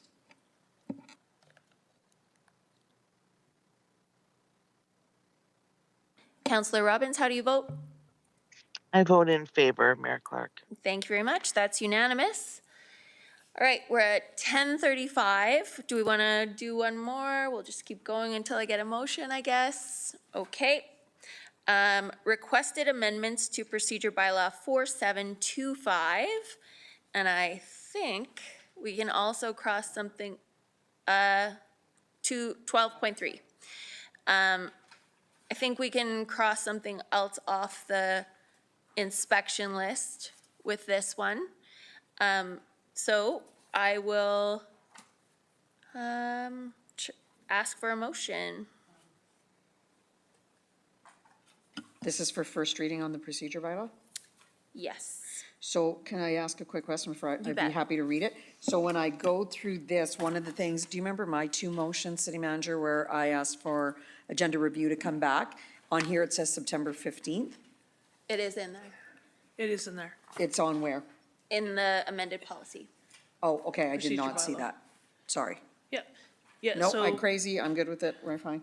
So, yeah, so motion 2025, 181 and. I did miss it. Yeah, and, Okay. and then also to previous, in February, there was a request and a motion of council to clean up, to make Yes. it like a notice of motion process more Correct. clear. So those three Okay. factors are identified in the update. I just missed mine. It was all about me. So, sorry about that. I move as soon as I find it again. Can I just make one note before that? At sections 4.23 and section 4.24, the stop time for meetings is 11. If anyone wanted to make a motion to change that to 10 PM, They could do that during the motion, or we could amend the motion that Counselor Sharps makes. No, I'm going to do that right now. Okay, go ahead. I move that council, so you need an amendment. Move that council gives administration direction to change the end time of all council meetings to no later than 10 PM. I will second that motion. Thank you. You're welcome. So basically, if I could rephrase, we would like to amend bylaw 4861 to include a stop time for council of 10 o'clock. Is that consistent with what you guys are saying? Yes. Okay, great. So we have a motion and a second. Any other speakers? Okay, Counselor McGrogan. I'm just feeling kind of sheepish. We voted ourselves a raise and now a reduced work week, so thank you. Love it. That was your comment? That was it. Okay, and then we'll give first reading to the amended bylaw. One other note I would make, perhaps this is just something to consider for when you bring it back for second reading, is that it looks to me like 4.25 and 4.25.1 could probably just be removed from the bylaw, but I'm not going to make that amendment because I want to make sure that administration has time to confirm that. So with that said, we're going to vote. Oh, Counselor Hirsch, my apologies. I apologize in reading this on the weekend. Is this the amendment that it says we're going to have open council at 4 o'clock? Yes. Okay. I'm not in favor of that. Would you like to propose? This part is not that yet. That's And the we're- second, yeah. sorry, Councillor Hurst, that's the next motion I'd be making. And it's just first reading, so we're not going to debate it, but, okay. So we have a motion, and that, we'll vote on that.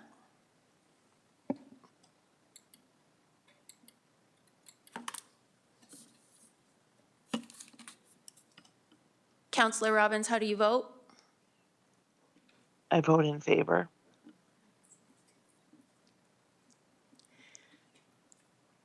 That's unanimous. Ready? Go ahead, yep. I move that council gives first reading to bylaw 4861 to amend the procedure bylaw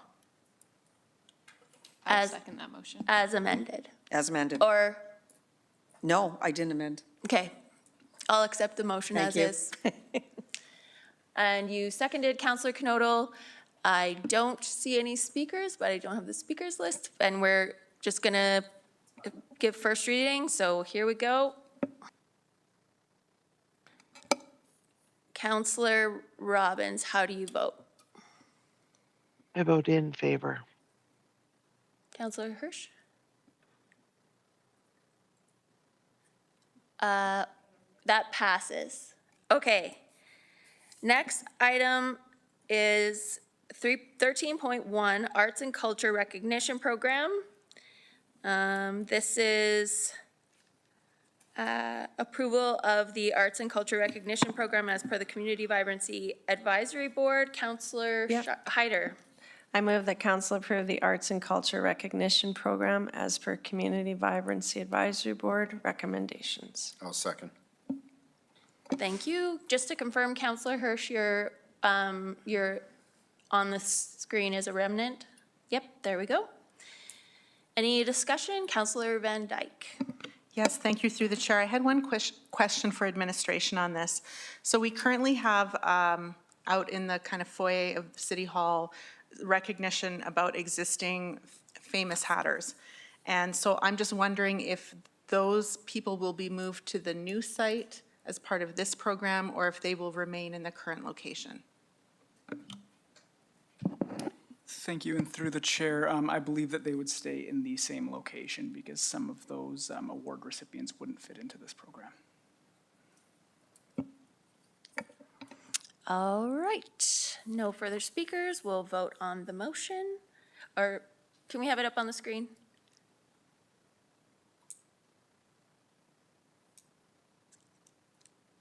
Okay, Thank you very much. And we are now going to vote on that motion. Councillor Robbins, how do you vote? I vote in favor, Mayor Clark, with my thanks to the Community Vibrancy Board for their extensive efforts to make this happen. Thank you. That's unanimous.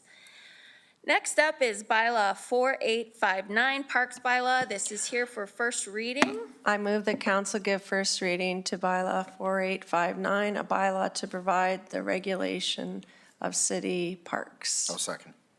All right, thank you, and we'll vote on that motion. Councillor Robbins, how do you vote? I'm in favor. Thank you. That's unanimous. Whew. Item 13.3, Adaptive Transportation Services Policy 0185, sorry. I move that council rescinds policy 0141, accessible special transit for persons who qualify, and approves policy 0185, adaptive transportation services. I'll second. Thank you very much. Any discussion on this one? Seeing none, we'll vote. Oh, go ahead, Councillor Van Dyke. Thank you. Through the chair, I just want to say that I hope the public doesn't think we're just speeding through because of the late hour. We have had presentations on this before, so this is not new material to us. So I just wanted to make that clear. Thank you. Thank you very much for that note. I think it was like 3 meetings ago. So yeah, so that will be recorded and it's worth watching. So I don't see any further comments. So we're gonna vote on that motion.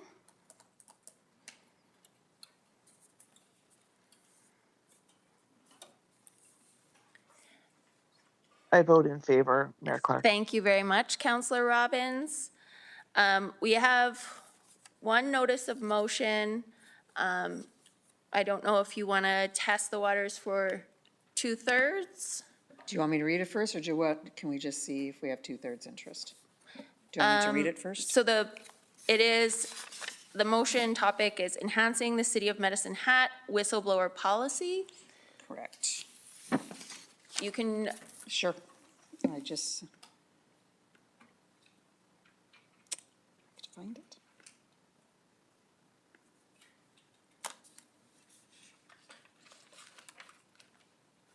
Okay, I have it here, sorry. So it is in the package. I just shut my package down and I can't get Okay. it back up. So I'm just wondering if we do 2/3 rather than, just to see if we can get the motion on the table first? Okay. Okay. Darren, just think we could just Councillor save time. Hirsch? My preference isn't necessarily to move the motion tonight. I think it's important for us to get some administration and chance for them to review and give some feedback on this as well. So I just want to use due course, not necessarily, we can discuss it in the next meeting. Can we get the 2/3 vote? You have to make a motion? Huh? You make a motion for 2/3? Yes, Mayor Yeah. Clark, can I move that we see if there's 2/3 interest in council to proceed with this last motion. Did I? Is there a seconder? No, there you go. Okay, so we will deal with that. That will be on the agenda. Yeah. At our next meeting. I see no further business, so any objections to adjourning? Nada. I am very grateful for everyone's speed and meeting adjourned.